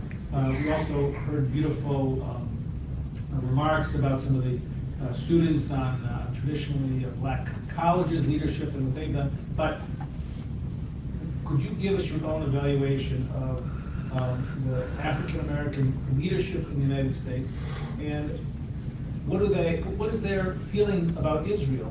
And because oftentimes I think locally outside of New York, we find that there is becoming greater identification not with the history of Israel and what Israel's become, but with the sufferings of the Palestinians without any really understanding of the history of Israel. So comment on. Let me pause there for a second. I'm actually going to try to make this, Cory, if you can make that a little bit louder, and I'll tell them this, what he's basically saying. So what he is asking Cory Booker is basically this. He is saying, could you tell us like how to get, more support? Again, this is AIPAC. I don't want you to think this is just, these are like Jewish people hanging out saying, how can we get support from the black community? This is AIPAC, okay? They are lobbyists. They lobby in Congress. Right. So they have people like Richie Torres in their back pocket, people like Hakeem Jeffries. Like, this is very, very problematic. The fact that you have. OK, thank you, Eric. The fact that you have them, Cory Booker here trying to help them out. So what they're asking is, how can we get African Americans to do this? Because we're seeing, and this was years ago, we're seeing that they seem to be sympathetic to the Palestinian cause. You see what's happening? You see who will sell us out? You see who will sell black people out? A black person. One of the greatest tools of white supremacy is to get an African American to turn on their own people and do it for you. That's Cory Booker. Here we go. African American leadership. Well, look, blacks are always going to be, as Jews are, I think, always going to be some of the first to sign up to address the suffering of others. And we shouldn't be afraid of that within the black community, the Jewish community, whatever community. But when it comes to justice for Israel and understanding any suffering within context, we need to be more vigilant than we're being right now. And I look, the black community in many ways, I argue, I just was a speaker for the ADL's annual dinner, and we always argue, every time I meet Abe Foxman, I always ask him about his studies of black anti-Semitism. And is it higher than American anti-Semitism as a whole? We have interesting discussions. But if you live in the American world, there are streams within America, and many of them are streams within the mainstream that are racist and that are have anti-Semitism in them. So you guys see, listen to how Cory Booker, listen to how he's talking about his own people. You hear this? You see this shit? It's like, how many people have seen this? How many of you in the chat, if you've seen this before, say yes in the chat. If you haven't seen it, say no. You see how this works? This is a hot mess. We have to always be on guard to vigilantly fight against those streams. Is there streams of anti-Semitism in African American life? Yes. Is there streams of racism or bigotry in Jewish life? Yes. So my point is not, that's a given. The more important question to me is, what are we who are validly against that? What are we going to do? And so within the Black community, and I say this all the time, and you ask specifically about Black leadership. First of all, this excites me like never before, because Obama is a raindrop compared to the storm that's coming of young Black leaders around this country. Now we get into Black leadership, and he brings up Obama. I want to point something out for you. I can't speak for other groups in this country, but oftentimes, often, not all the time, but oftentimes, Black leadership is chosen. Barack Obama, chosen. Jim Clyburn, chosen. These people are selected early on, man. Early on. Every now and then there are a few that actually can squeak by and they get in, right? Like they weren't selected, they beat the odds and they make it. They get into these political positions. Sometimes they don't last long because they don't go along with the status quo, right? Like someone like a Cynthia McKinney, you see they kicked her out. This is how it works. But most of the time, oftentimes, Black leadership in these particular positions, like Cory Booker, are selected and chosen well in advance. And then what happens is that you have not just obviously the political parties that will tell you that these are your leaders, these are your heroes, and these are the people that you should listen to. These are the people that you should admire, and these are the people that you should want to be like. And this goes back to something Dr. Shiva said when he came onto my show. He said the reason why we don't have leaders like Malcolm X, we don't have leaders like Fred Hampton, we don't have leaders like MLK, other than the fact that they were killed by these government agencies. The reasons why we don't have them anymore is because after our revolutionary leaders died, mainstream media and those government agencies and politicians and the political parties, they decided that they were going to tell us who our leaders are and who they should be. So we have people out there that we are told is representing us and we're told that we should admire. But these people, you have to understand, they were chosen. And they're chosen to give you the impression that you have someone fighting for your cause when you don't. Cory Booker is one of those people. Jim Clyburn, one of those people. Barack Obama, one of those people. Kamala Harris, one of those people. Those people didn't just get there because they worked hard and they went to a good school. There are a lot of people that work hard and went to a good school. They don't get those spots. They don't get those opportunities. I wonder why. Let's continue. Are phenomenally qualified, phenomenally experienced. You're going to see more Black governors, you're going to see more Black senators, you're going to see more African American CEOs. This next generation is coming up behind my parents' generation. It's incredibly qualified, incredibly competent in making many moves. So my only hope is with that, and so the people like to think that one Black person speaks for all Black America, which is so offensive to me in many ways. So I'm sorry, Jesse Jackson doesn't speak for me. Al Sharpton doesn't speak for me. It's just there's as much diversity within the Black community, dear God, as there's diversity within the Jewish community. So now this is what he does. Like, well, one Black person doesn't speak for the entire group, but here is Cory Booker doing just that. This is why they asked him, doing just that, speaking for everybody. Like, it's just, they look at Cory Booker, they're like, we got Cory Booker, we got him on our side. We had no problem lobbying someone like him. How do we get the rest of them? Keep in mind, we are only 13% of the population. 13%. That's it. We're not like this huge group in the United States. 2 Jews in a town got 3 synagogues, okay? so that's the reality that there is. So the only thing I can say is that this next group of African Americans are very visionary, very much full of hope, very value-based, as I know them. Harold Ford's, Archer Davis's, and many other people that AIPAC knows. And the only thing I think that, look, I think that AIPAC, it's critical that you find, that you continue to find, not them when they're Congress people, you find those black leaders when they're 22-year-olds at Oxford, when they're 24-year-olds as a city council president, and you go to them then and say, come. Did you hear what he just said? He just told them when to find them. You see what I'm saying? This is like, he said, you find those black leaders when they're in college, go to them, start targeting them when they're in college. Start targeting them when they're in positions of like city council. Do you see what he's doing? Giving them advice. This is Cory Booker selling out the black community, telling lobbyists to target these kids in college, target them when they're city councilors. To Israel, let us start showing you what this is about. That's what a key mission of AIPAC that we must continue, which is finding future leaders, young leaders in America. I'm at the Aspen Institute. They've done a great job. They have this young leaders group. That whole group should go to Israel. These are the kind of things that need to be done. You hear this?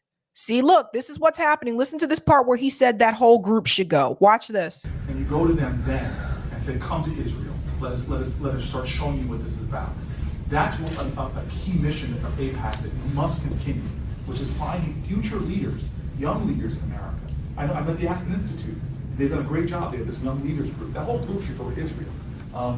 These are the kind of things that need to be done ultimately for us to combat that. But please, I appeal to Jews all the time. Please do not think that there are, just because such and such a black leader gets up there, whether it be Reverend Wright or whomever, and says something stupid, like many leaders, period, do, and spread that around for the entire black community. As much as Jews would never want to be held responsible for everything Shmuel chaos. Thank you. So what Cory Booker did is he told them, go to them early and get them to come to Israel.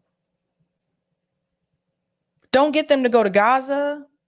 Don't get them to go to the West Bank. Cory Booker telling them how to propagandize you early on. Now, in order to understand why he's even in that room in the first place, you have to understand who Cory Booker is and where he came from. Because for a long time, Cory Booker would talk about the fact of, oh, my parents experienced housing discrimination. We had to deal with this in New Jersey, and they weren't sold a house until their white friend went to the realtor, and then they sold the house to him, and yada, yada. He loves to tell that story.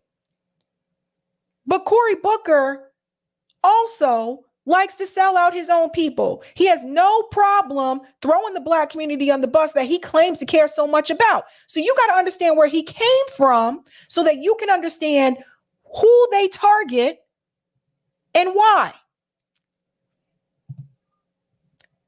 So who is Cory Booker? Listen to this. Hello, how are you? Cory Booker, the mayor of Newark, New Jersey, and now the odds-on favorite to be the state's next senator, is one of the best-known mayors in America. If I am your United States Senator, the direction I will be most concerned with will not be right or left, it will be with going forward. But if you are not one of his 1.4 million followers on Twitter, or watch him address the Democratic National Convention, who is Cory Booker? The 44-year-old played football at Stanford University and earned his law degree at Yale. It is so. Pause there. So Cory Booker went to Stanford. Yes, he was on the football team. And then he also went to Yale for law school. These are the people that they choose. These are the people that they seek out. Let me find a black man, a black woman that's highly educated that went to these elite academic institutions, and let me select them and tell the black community, this is your representation. This is who you should look up to. He went further. Listen to this. This is interesting. This is another thing that they'll do. So good to be back here. He first gained national attention by taking on Newark's entrenched mayor, Sharp James, and losing. Booker also lived in one of Newark's most notorious housing projects to draw attention to the plight of its residents. This is another thing that they'll do. So again, he knows he doesn't have to live there, right?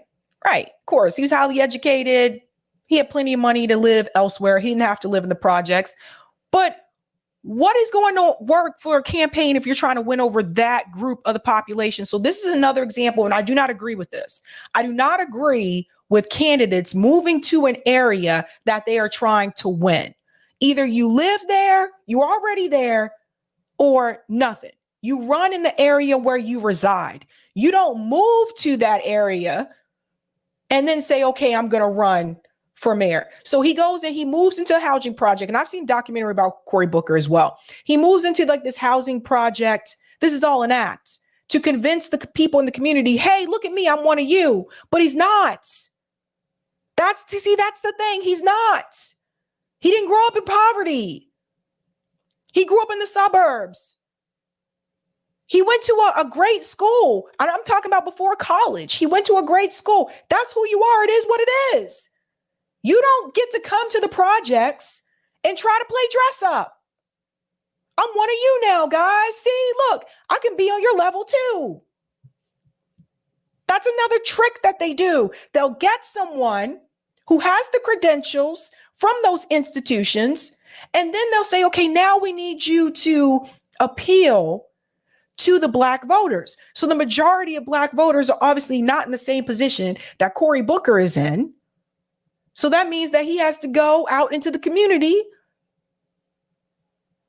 and talk to the people that are not on the same level as him. This motherfucker moved in. This is dress up. Dress up. In 2006, he took on James's deputy and won. Last year, Booker considered challenging New Jersey's popular Republican governor, Chris Christie, but he decided against it. Thank you, everybody. Booker is now set to face lesser-known Steve Lonigan, the former state director of the anti-tax group Americans for Prosperity. Good morning. In the race ahead, expect criticism that Booker has been too often absent from his city, courting celebrities and moguls, and that taxes, crime, and unemployment have risen during his tenure. It's time for us to send a message. Expect Booker to respond that his networking has brought in hundreds of millions of dollars in donations to Newark, including a $100 million donation to city schools by Facebook founder Mark Zuckerberg. Democrats outnumber Republicans in the Garden State by 700,000 registered voters, but independents outnumber both. The special election will take place on October 16th. Cory Booker went on to win U.S. senator. So he became senator in D.C., right? But these are the people that are chosen for us. These are not the people that we think we're choosing them, but we're not. They've already been chosen. They've already been selected, and they're promoted in front of us over and over again. So we think, yeah, I have a decision between this guy and that guy, not realizing there could be someone else way better out there who actually has the experience instead of this poser who moved into the hood. And I'm not trying to hate on you where you come from. Like, if you grew up privileged, you grew up privileged. This is what it is. Run where you live, damn it. You don't move to the ghetto and then say, okay, I'm going to run. No, you don't do that. But he's out there selling out for AIPAC, telling them how to get more Black people, just like they got him. And then you see this. Netanyahu met with AIPAC leadership in Jerusalem today. You see this? How is this legal? So here's AIPAC again. Same way they were able to meet with Cory Booker. Now they're meeting with Netanyahu. Meeting with foreign entities, right? Thought you weren't supposed to do that. We have to be careful when people tell us who our heroes are. We have to be careful. Let me go to some of the comments here. Thank you for the super chat, George. Thank you for standing up for working people everywhere, even those targeted by our own government. You are welcome, George. Dr. Nick says, why only leaders on the left gone? Oh, that is a good question. Something to think about. Thank you for the super chat, baby Ethernet. Cory Booker tap dancing for AIPAC. No, thank you. Thank you, Frank. You're so right. These people are not Black leaders. No. You heard what they said in the video. They said the crime continued to increase when he was mayor. When he won, the crime continued to increase. Poverty was still an issue. Thank you for the super chat, Jay. Sabby, if you have time, can you look up how much Cory Booker receives in AIPAC donations? I can check that. I think I checked his before. I can check his again. Rondo says Cory utilizes the network that is provided by being a member of certain fraternities like Omega Psi Phi.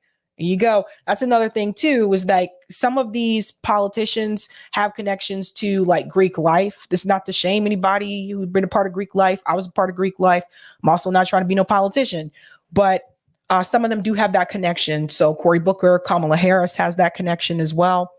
And Think Mirror said he's like Clarence that lives with his parents, and Clarence's parents have a real good marriage. Oh my God, 8 Mile. You guys remember that from 8 Mile? And Eminem said, and Clarence lives with his parents, and Clarence's parents have a real nice marriage. Oh man, that's a good one. That's a good one. All right. We're moving on to this story about Max Blumenthal and Tulsi Gabbard. You know, something happened to Tulsi a couple years ago. You know, at one point, she was a part of the Hillary Clinton, you know, type or I guess side of the Democratic Party. So she was more aligned with that. And actually, like Hillary Clinton was kind of, you know, counting on her endorsement or thinking that she would endorse. She decided to endorse Bernie Sanders for 2016 instead. And that's when the Democratic Party had pretty much washed their hands of Tulsi Gabbard. Like the DNC said, oh, you did a no. You went against the queen. They consider Hillary to be a queen. So from that point on, she went on to run for president in 2020, still through the Democratic Party. But she had a pretty decent platform from what I remember. I know like Nico House, you know, was a part of Tulsi Gabbard's campaign in 2020. He, you know, was very, you know, positive about Tulsi Gabbard. She was calling out regime change wars. Like she had, I think she had something similar to Medicare for All, if I remember correctly. But anyway, she seemed more principled then, right? We all remember the epic moment when she called out Kamala Harris during the Democratic primary debate, and she called out Kamala Harris's record, which made it very clear to me a lot of people in the US were not aware of that until that moment happened on the debate stage, right? But then something happened. You know, like over the past 2 years, Tulsi just, I don't even want to say that she's moved to the right. I don't know what she's doing. I know she left the Democratic Party, which I applauded that. I think that was a good thing. But now it seems like Tulsi is starting to have some of those same talking points that the Hillary Clintons had, right? So Tulsi basically tried to, I guess, make a little bit of a beef here with journalists, right? So let me show you what she said. Tulsi said, instead of reporting the facts, reporters are acting as propagandists, pushing a particular viewpoint.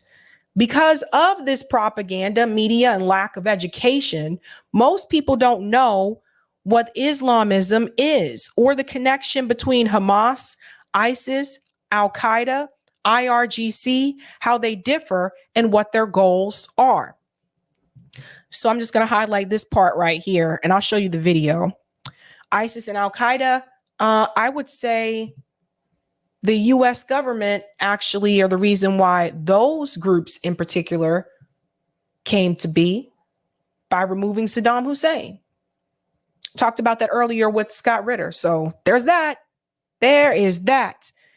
So listen to this video here. Oh boy.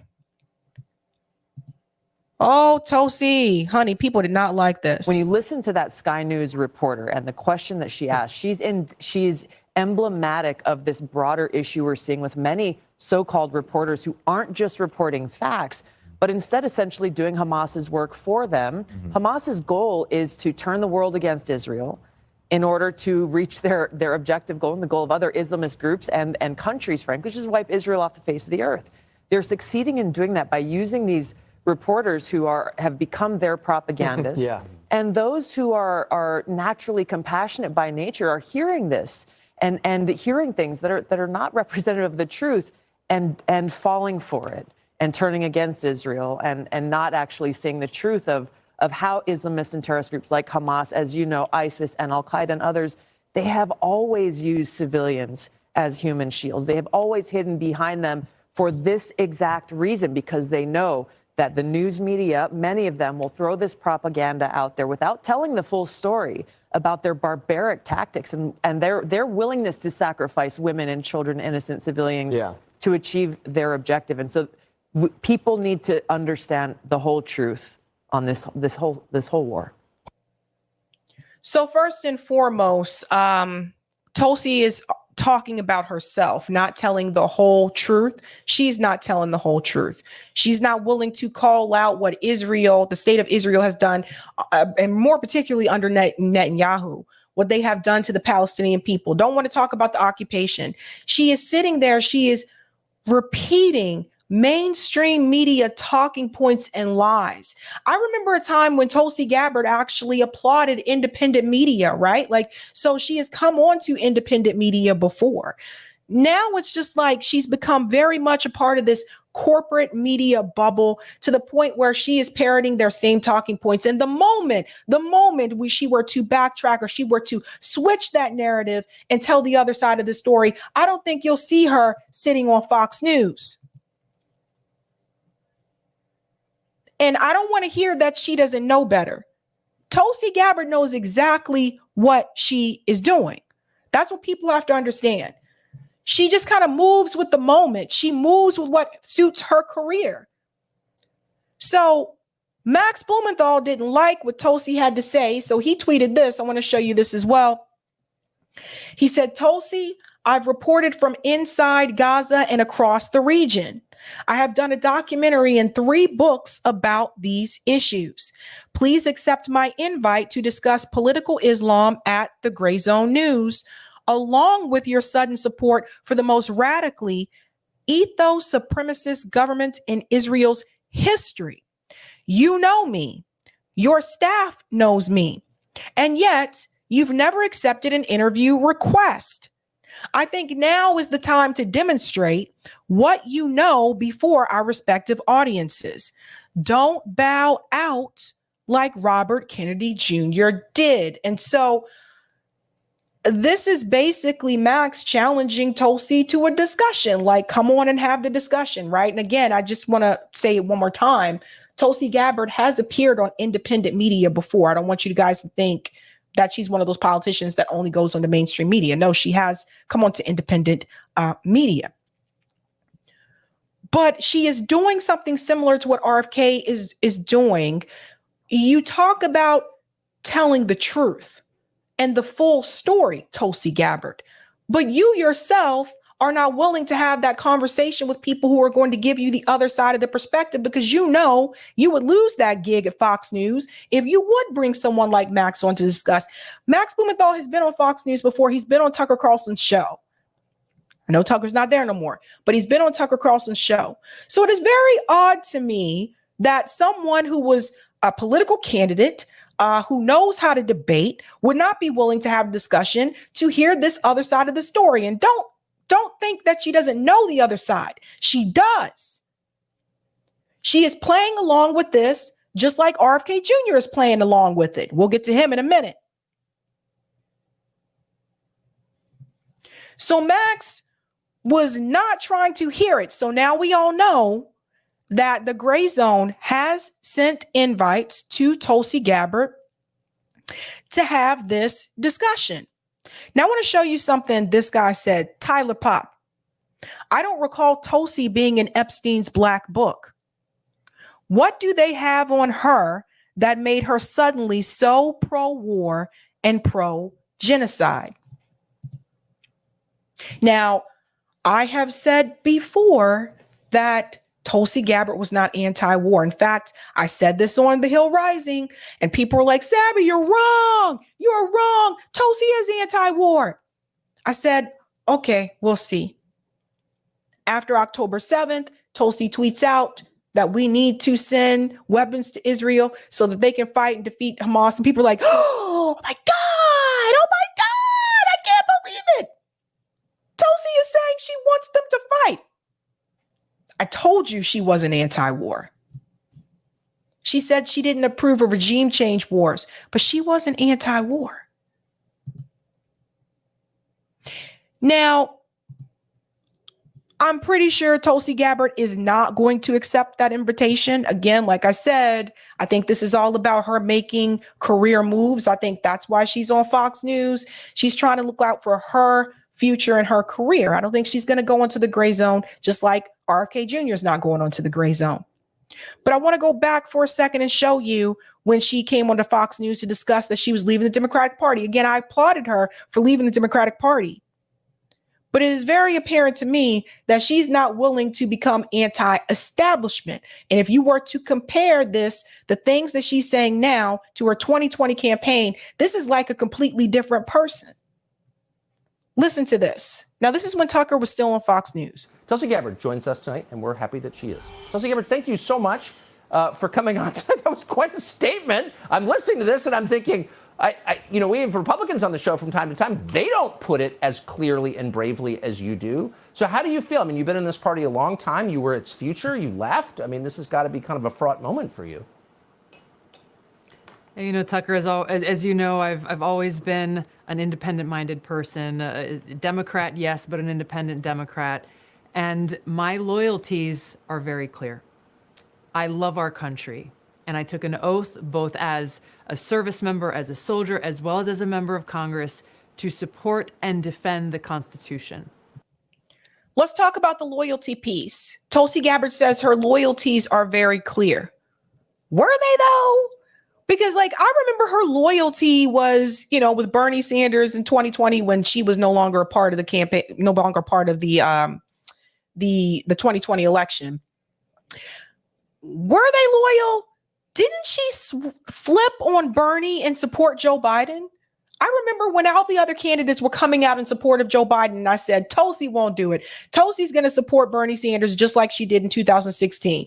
No, she flipped and supported Joe Biden, and I believe she did that. I feel like that was her way of trying to get back into the good graces of the DNC. I really do believe that. But that didn't work out for her, so she had to find another way to pivot. How can I stay in this political space? DNC won't take me back because I went against Hillary, but I endorsed Biden. And that's an oath that I take extremely seriously. And so when you look at this party, the today's Democratic Party, it's controlled by fanatical ideologues who hate freedom. They despise the Constitution. They actively find ways to undermine our God-given rights enshrined in the Constitution, like freedom of speech. If you say something and I say something that they don't like, instead of saying, you know what, agree to disagree, live and let live in the traditional liberalist kind of way. No, that's not good enough. They will do all that they can to destroy you, silence you, smear you, work with big tech, work with corporate media to actively destroy anyone who dares to even question their agenda. Now, I wanted to play this video because one of the things that she mentioned was free speech. She was really for free speech then, right? She talked about God and country, Constitution. Doesn't seem to be that much for free speech when you start to talk about Palestinians. Now, all of a sudden, it's, oh, no, you shouldn't be saying these things. See how people were able to just flip? Blowing where the wind, just blowing with the wind. That's what she does, just blowing with the wind. So you can see the change. She mentions God and country. And when I hear people say this, I always have to ask, which God are you referring to? Which one? Because people have different gods. Religion is a belief. It's not a fact. You don't know this as a fact. It is a belief. So which God, which one are we referring to? Think about that.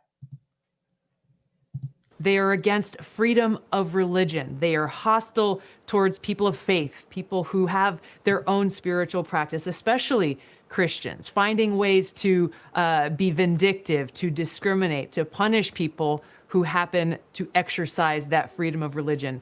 The list goes on, but the foundation of freedom is really what was at the heart of my making this decision, that I cannot be a member of a party that is against freedom and actively trying to undermine it.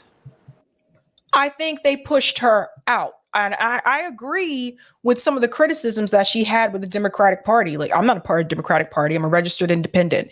So I agree with some of the criticisms that she's had about the Democratic Party and how they tried to silence people, especially in reference to the Twitter files. But I had a sneaky suspicion that I think her endorsing Joe Biden was her way of trying to get back in the good graces of the DNC and the Democratic Party to see if she still had a place there. And I think they did not want her back because she didn't follow the status quo. They'll do you like that. They won't let you come back in, you know. So that's something I want you to think about when you think about some of the moves that Tulsi has made within the past 2 years.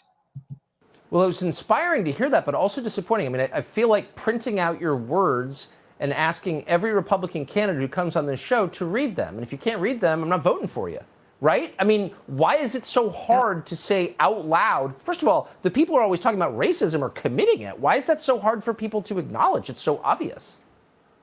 It speaks to the whole environment of fear that those in power, these elitists in power, have fomented, to where people are afraid to speak the truth. They're afraid to exercise their right to free speech because, hey, you might lose your job, you might be canceled, you might be trashed, and God forbid in Washington, you might not be invited to the cool kids parties. You might not be as popular. And this is really what it comes down to, is rather. And that's what happened to Tulsi Gabbard. She was no longer invited to the cool kids party. That's what happened to her. But if you listen to what she's saying, this goes back to what Max Blumenthal said. If you really feel that way about free speech, Tulsi, if you really feel that way about people should be able to say what they want to say, why not sit down and have that conversation with the gray zone? I said the same thing with RFK. You don't have to agree with everything that, Max is going to say to you or whatever, but why not even be willing to sit down and entertain the conversation? Rather than taking a stand for peace, for prosperity, security, and freedom of the American people, we have too many people in Washington who are warmongers, subservient to the military-industrial complex, and continuing to put their own selfish interests or the interests of their donors first, with no mind for the cost and consequence that their decisions have on the American people. This is exactly what we're seeing right now with President Biden and leaders in Congress whose decisions are actively pushing us to the brink of a nuclear holocaust, of which they may have their bunkers where they'll be safe, but we, the American people, will have no shelter, no place to go, no place to hide, and face the consequences that could destroy all of humanity and the world as we know it. And I agree with her about the military-industrial complex. But the thing is, at the same time, this is when she left the Democratic Party. But now she's saying, let's give weapons to Israel. It's just blowing with the wind. You were the first person I heard say that back in February when this all started. I believed you. That's why I ran for president. Well, it turns out you were absolutely right. Really quick, since you did serve for so many years in the Congress, in the party you just left, you know everybody, of course. Has anyone called you today, your former colleagues, Democrats, to say anything to you? One got in touch with me and sent me a text message with 3 thumbs up. I would love to know who that is, but I'm glad you're influencing people. Tulsi Gabbard, I'm not going to ask you what you're doing next. We will all watch, but I hope you'll come back on the show soon. Thank you. And we all see what she decided to do next. So there's that. So I just wanted to show you that so that you can see how much she's changed, even just from that discussion. This took place 1 year ago. 1 year ago was that video. Very interesting. Very interesting. Tulsi Gabbard, I think you should have that conversation on the gray zone. I think that would be a very interesting discussion. Let's go to the comments. President Jafar says Tulsi shows she has no principles. She goes where the political wind blows. Yeah, that's exactly what's happening. Thank you for the super chat. Left less. Uneducated labels blame school system, not us. Thank you, baby Ethernet. Tulsi's watered down tea. You can keep it. Thank you, Marvin Vargas. Tulsi is stooge for CUFI in APAC. Need the money. Sad. And thank you, Unemployed Scholar. Hindutva is as bad as Zionism and more insidious. Interesting. And thank you for this as well. Hindutva is India's equivalent to Zionism. Interesting. Interesting. Okay, guys, we have one more story left for you. And this is RFK on News Nation. So we had a conversation recently with Chris Cuomo. RFK here is going to lie about apartheid. So we're going to get into all of this jazz. We're going to debunk this conversation. And I want you to know, again, like Tulsi Gabbard, I do not believe that RFK is not aware of the other side of the story. I don't believe he even believes some of the things that he's saying, to be honest with you. I think he's playing the game. This is all an act. This is all a role. This is him saying what he thinks he needs to say in order to have people like AIPAC, in order to have the pro-Israel lobby on his side, and so that he actually has a chance to win this presidential election as an independent. Always keep that in mind. He's a lawyer. Okay. He's very familiar with two sides of a story. Let's get into it. Israel. So the resolution comes down. Hamas says, we'll give you back a couple dozen. The resolution says all. People say, well, they're a terror organization. You know, of course, Israel is going to have more conditions on them. They're a fully functioning democracy. Is that fair? And is that the way you would play it? Well, you know, I think, first of all, I think the most important thing for everybody to do is to express compassion for the people right now, particularly all the children who are suffering in Gaza. And I think the point that you made earlier was a really important one, that Israel is doing more right now to protect human life and has done more over the past 16 years to avoid this outcome. Pause. You see how he contradicts himself? So first he said we have to speak to the children casualties in Gaza. He said specifically in Gaza, which is good for him to say that. It's good that he is showing some type of consideration for the children that have lost their life in Gaza. It's over 11,000 people that have been killed in Gaza now. So it's great for him to say that. But then after that statement, he actually follows that up with Israel's doing everything that they can to protect human life. But you just acknowledge that there's children being killed in Gaza, but they're doing everything they can to protect human life. And we would expect of any nation in the world. Hamas has bombarded Israel since 2006 with over 30,000 missiles and mortars. There are people in whole sections of Israel who I've talked to who have raised their children in bomb shelters. Hamas's military equipment is nowhere near on the same level as the military equipment that Israel has. And if you were just listening to RFK Jr. and you don't research this, he's making it kind of seem like they have like this advanced technology. They don't. Their weapons are weaker than what the state of Israel has. So always keep that in mind. Now, this is not to say that Hamas is not doing those things, but it is to say you have to understand that when we're comparing the style of military weapons that Hamas has versus what the state of Israel has, they're not on the same level. That is important to note. Their kids have PTSD. No other, if Cuba sent a single missile onto Miami, we would be there in an instant. And they've been Hamas has been targeting civilian populations for 16 years. Right. with thousands of missiles sometimes. And since this attack, they've sent 9,500 missiles. So, pause. Here's the other problem with this statement. He completely leaves out the fact. He makes it seem like that the Palestinians were the ones to first initiate some type of violence. He doesn't want to talk about the history. Now, he wants to go back as far as 16 years, but he don't want to go all the way back to 1948 and talk about the Nakba and talk about how the Palestinian people were dragged out of their homes, how were they dispelled from their land, how their land was stolen from them, how they were put in an open air prison. Again, I ask this question: do oppressed people have the right to resist? RFK Jr. doesn't want to talk about that because he's getting his talking points, what I believe, not just from Rabbi Shmuley, but also from organizations like AIPAC. If you listen to the way that he describes what's happening over there, he's given the same talking points that you hear AIPAC give and the ADL give. I kid you not. Very similar. Very similar. Now, he's talking about the kids have PTSD. I'm sure they do. I'm sure they do. And I'm pretty sure those kids in Gaza also have PTSD. Let's stop sitting here and pretending like the only children that are being affected are the ones that are on the Israeli side. This is the thing. And you can't sit here and Tim Black mentioned this earlier today. This is something I've been trying to tell you guys. Tim Black mentioned this earlier today on his show.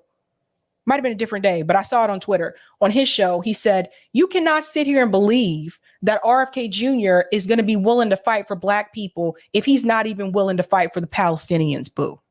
And you can't. And this is what I've been trying to tell people. This is all an act. All an act. Let's go on. You know, Israel has done something I think nobody else in the world has ever done, which is it built the Iron Dome so that it would not have to attack Gaza. What happened on October 7th with this attack was the worst slaughter of Jews since the Holocaust. Made them. That's a damn lie. Did you hear what he just said? So here he is. That's another lie. So he's saying that this was worse than the Holocaust. Guys, they've changed the number from 1,500 to 1,400, now down to 1,200. Now, if history serves me correctly, I seem to remember the number was a lot higher during the Holocaust. He's just blatantly lying now. Blatantly lying. Chris Cuomo, no pushback. I don't know about you guys, but I learned about this in history class in school. Just blatantly lying there. Realized that this was no longer just a tactical problem that they could deal with defensively, that it is now a strategic threat, the survival of their nation, and they need to go in there. And Hamas, of course, did not build bomb shelters for its civilian population. Right. It built tunnels, 1,300 miles of tunnel, or 1,300 tunnels, 300 miles for its fighters and its protection. The tunnels underneath the Al Sharifa hospital were built by Israel. So, and in fact, an Israeli spokesperson actually said that on CNN when they were talking to Christine Amanpour. Notice how he leaves that out. This is who people want to be president. This guy is a blatant liar. Protecting them and using civilians as shields. So I think it's as you said, it's almost an insurmountable problem for Israel. So Bobby, how would you address with your strongest base, which is younger voters, how they're handling it here and on college campuses, basically saying this is what Israel gets. Israel is an occupier. Israel is a colonizer. And October 7th was just a cry of the desperate from all of the oppression. And it's about Israel. That's the real problem here, not Hamas, which is the first time I've ever heard in America any kind of explanation for the actions of a terror organization. Well, then you haven't been paying attention, Chris. You haven't been paying attention if that's the first time you've ever heard that here in this country, and you need to wake up. Listen to what he says, guys. Listen to this.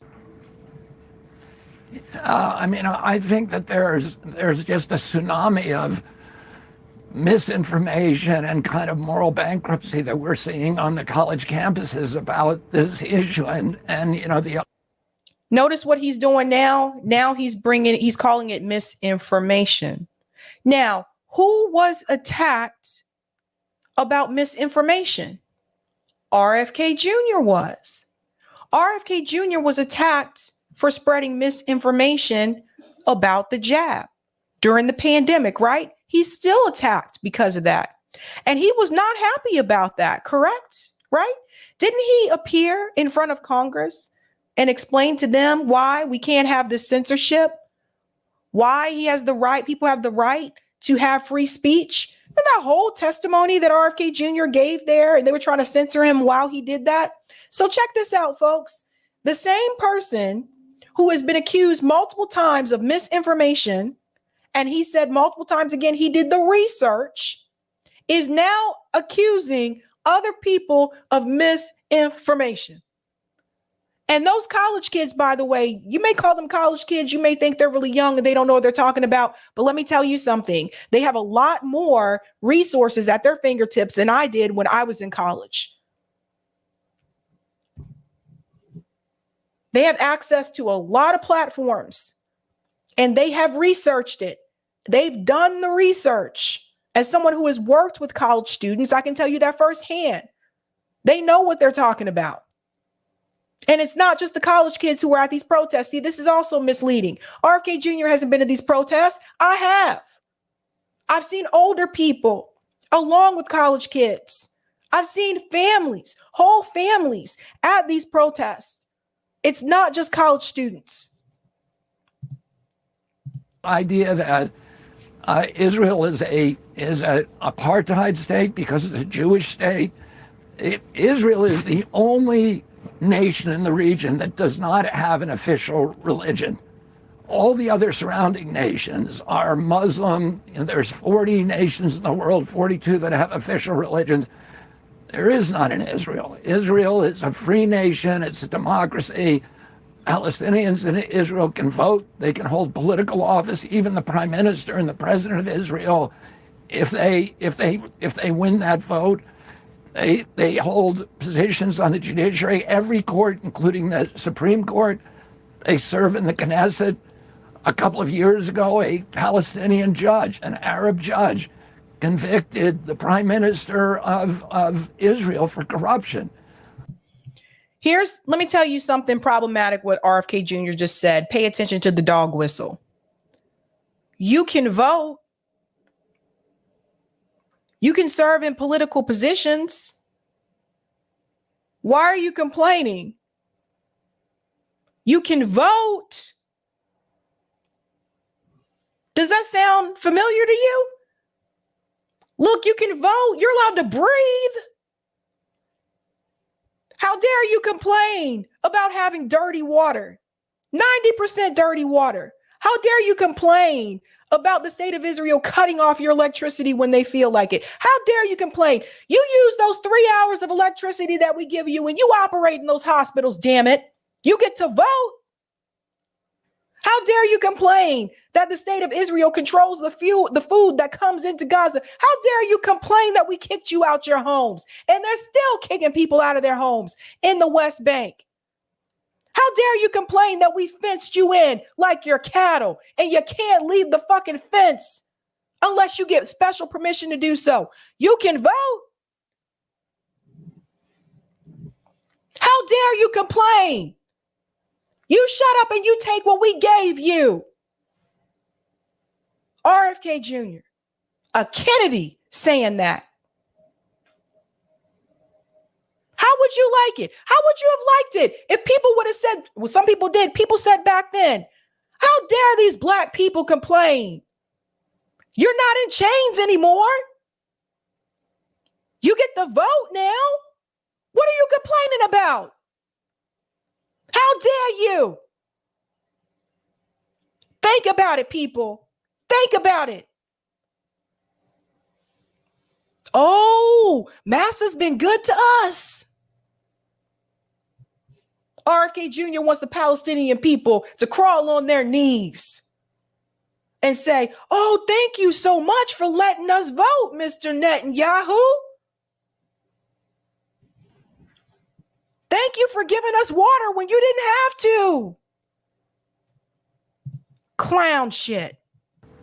Israel has freedom for if in Gaza, you get the death penalty for selling land to a Jew.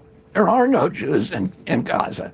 Oh, you look at this double standard that is being now applied to Israel's behavior compared to the behavior of all the countries around it. There is no double standard. How can you? He talks about this in reference to Gaza and say in Gaza, you can't sell land to a Jewish person. Jewish people are not trying to live there. They don't want to live in a fenced-in ghetto. So let's stop and let's pretend like that's even a thing. Okay? Let's stop with that. How is there a double standard when the people living in Gaza are not in power?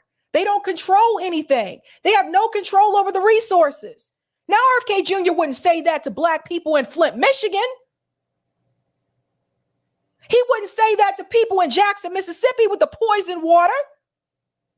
He wouldn't say that to any of these communities that he has actually fought in for environmental rights. So this is what you have to pay attention to, people. This is why I'm telling you this is an act. This is not real. You cannot sit here and believe that he actually believes this bullshit that is coming out of his mouth. There's no other country that is a democracy in the region. There's no other. If you're a Palestinian and you want to criticize your government, you better do it in Israel. Because if you do it in the West Bank, if you do it in Gaza, if you do it in Jordan, if you do it in Syria, if you do it in Lebanon, you're going to either have your throat slit or you're going to go to jail and be tortured. Notice how he threw in Lebanon and Syria. So let's talk about them. Chris Cuomo doesn't want to talk about this. A lot of people don't want to mention it, but Israel is also bombing Lebanon and Syria. That's to displace those people to create a greater Israel, which is what Netanyahu wants. He don't even want the Palestinian people to have their own state. He's gone on record saying this multiple times. He wants the people gone. And here you have RFK Jr. backing this racist.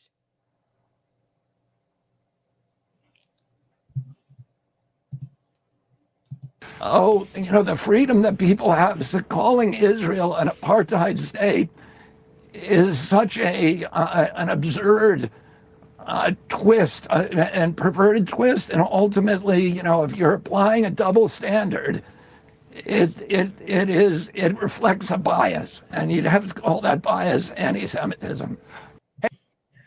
He's a liar. So now he's trying to say it's not an apartheid state. The UN has declared it to be an apartheid state. Human rights organizations have declared it to be an apartheid state. The Palestinians don't have freedom of movement. So since RFK Jr. wants to lie to you, I'm going to explain to you. We'll show you what apartheid looks like. And you let me know if you think it's an apartheid state. Apartheid is a loaded word tied to the racist South African regime of white minority rule. But although the word comes from there, apartheid isn't just a description of what happened in South Africa. It's actually a crime against humanity under international law. In 2021, Human Rights Watch accused Israel of carrying out apartheid. It based this accusation on the 1973 Apartheid Convention and the 1998 Rome Statute, which say that 3 elements have to occur for the crime of apartheid to apply.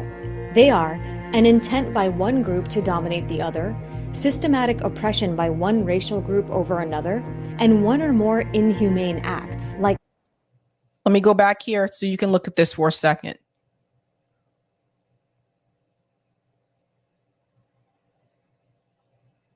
I was trying to get it back so you can see. You see this? An intent by one group to dominate another, systemic oppression by one racial group over another, and the last piece. One racial group over another, and one or more inhumane acts. One or more inhumane acts. Like denying people the right to leave and to return to their country, expropriation of landed property, and the creation of separate reserves and ghettos. Boom. I don't even need to show you this whole video. I'll put the link in the chat. But do you see the inhumane acts? Denying people the right to leave and return their country. Palestinian people cannot return. They don't have the right to return. 2, expropriation of landed property. The Palestinian people were removed from their land. Creation of separate reserves and ghettos. Palestinian people pushed into Gaza and fenced in.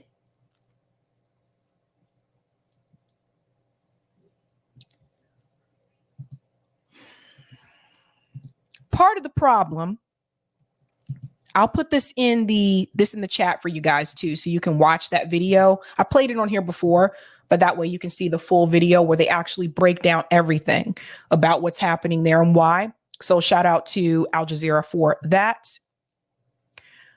But part of the reason why I believe he has these talking points is because he's spending too much time hanging around this guy. Now, this is Rabbi Shmuley. Watch, Rabbi Shmuley is actually confronting one of the pro-Palestinian protesters. Watch this. I want you to see how these thugs operate. Here's a pro-Palestinian, anti-Israel, anti-Semite trying to destroy all the traffic on Broadway on a Saturday. Do you guys see what they're doing? So now what he's doing is he's making the term pro-Palestinian, he's defining that as anti-Semitic. Do people not see the supremacy?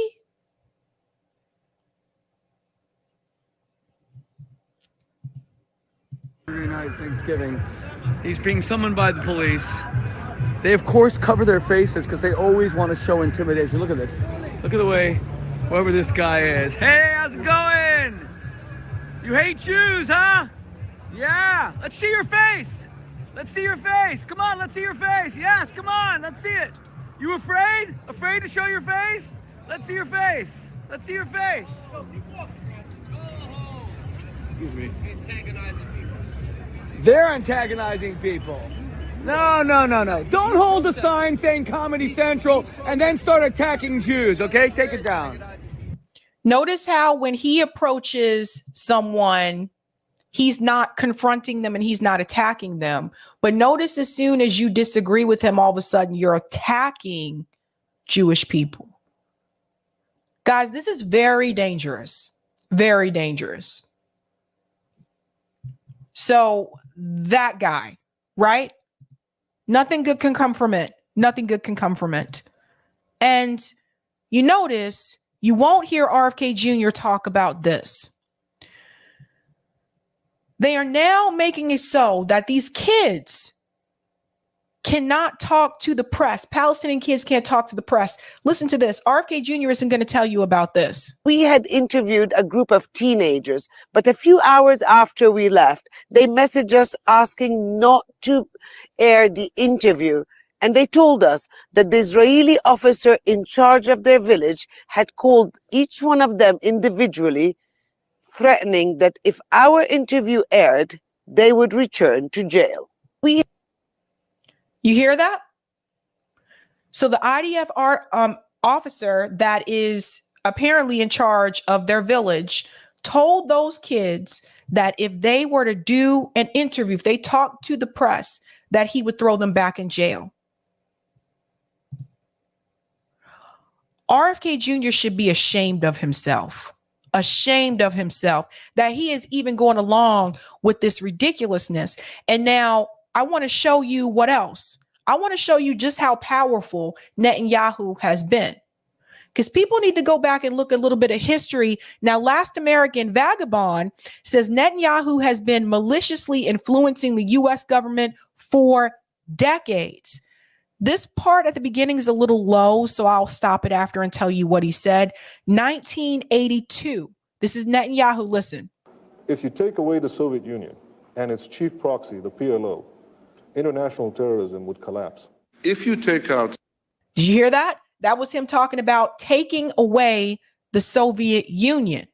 Okay, let's fast forward to, here's this, 2002. Here he is again. If you take out Saddam's regime, I guarantee you that it will have enormous positive reverberations on the region. Obviously, You heard that part. If you take out Saddam, it would be positive for the region. And the region, he's talking about the Middle East. Obviously, we saw what happened after the U.S. removed Saddam Hussein. That gave way for ISIS and Al-Qaeda. So just pay attention to what's happening here. Here's another one from 2002. reverberations on the region. Obviously, we like to see a regime change, at least I would, in Iran, just as I would like to see in Iraq. The question now is a practical question. What is the best place to proceed? It's not a question of whether Iraq's regime should be taken out, but when should it be taken out? It's not That's Iraq and Iran. Not a question of whether you'd like to see a regime change in Iran, but how do it... Are there any other nations that you would recommend that the United States launch preemptive attacks upon at this point? That was Dennis Kucinich. Let me go back a little bit so you can tell it's older footage. That was Dennis Kucinich at that point. So this is Netanyahu. He is talking to Congress. You guys see what's happening here? Other nations that you would recommend that the United States launch preemptive attacks upon at this point? The answer is categorically yes. The two nations that are vying, competing with each other, who will be the first to achieve nuclear weapons, is Iraq and Iran. But a third nation, by the way, is Libya as well. Libya is trying very rapidly to build an atomic bomb capability. So you have here now three nations. Pause. Notice what he mentioned, the weapons of mass destruction, right? Okay. What war did we get into after that? So we had September 11. Next thing you know, we were told Saddam Hussein had weapons of mass destruction. Turns out he actually did not. He also mentioned Libya. Who decided to attack Libya heavily? That was Barack Obama.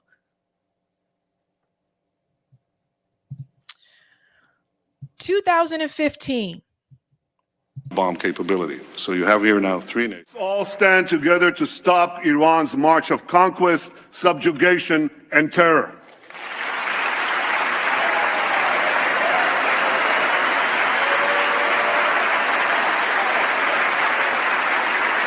I know that no matter on which side of the aisle you sit, you stand with Israel.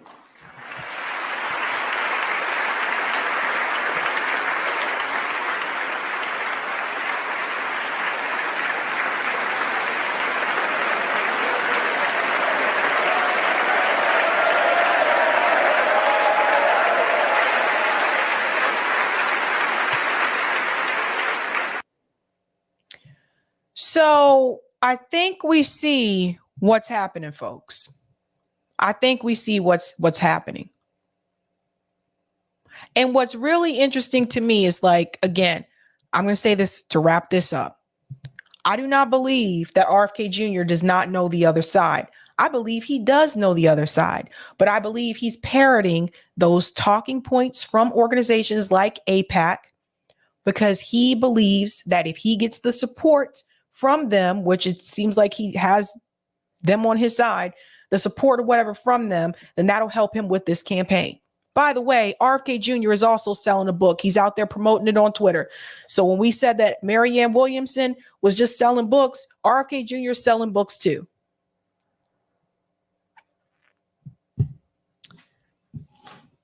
We can never sit back and believe that these people are not smart enough or they're just not aware or they're unintelligent. You have to remember, again, a lot of these people are lawyers. Lawyers know how to do what? They know how to do research. They know how to form arguments, right? They know how to do or how to look at both sides of an argument. They're trained to do that.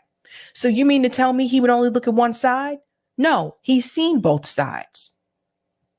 He's lying to you.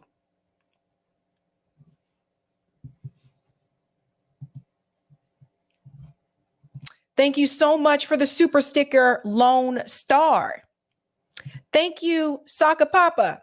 The trauma of the kids in Gaza cannot be described as PTSD because their traumas never ended. Their traumas are alive and piling on. Desert Mantis says Israel has separate laws for Jews and Palestinians. Yes, they do. In fact, Kim Iverson broke this down on my show. The last interview I had with her, she explained how it works. There's separate passports for certain people. Thank you, a kid. Sabby, notice other left independent media haven't gone as hard on RFK Jr. as they have on Cornell. Hope Cornell starts his rally and goes all out. I think some people in left independent media are friendly with RFK Jr. I'm not. I've never met RFK. And even if I had, so what? Thank you for the super chat, Justin. Bibi knows they're all with Israel because he has the receipts. There you go. Bingo. Ding, ding, ding. Sometimes it makes you wonder what they have on RFK. That is it for me tonight, guys. Thank you so much for hanging out with me. It is what it is. And I am heading out. I'll be back live tomorrow night. If you have not had a chance to do so, please go ahead and check out that interview I did with Scott Ritter that aired earlier this afternoon. And I want to show you the poll. I don't want to forget about that. Thanks for reminding me, Eric, about the poll. Okay, guys, how did you feel about Henry Kissinger passing? I don't know why I'm saying passing. Henry Kissinger passing. Okay, so 6% of you said you feel sad. 39% said I feel good. 48% said I feel nothing. And 6% said I am not sure how I feel. Very interesting. 973, 74, 75 votes. Let's see some still coming in. Thank you guys so much for hanging out with me tonight. I will be back tomorrow evening. Same bat channel, same bat time. All right, guys, you know how we do this. Have a good night. Keep up the fight.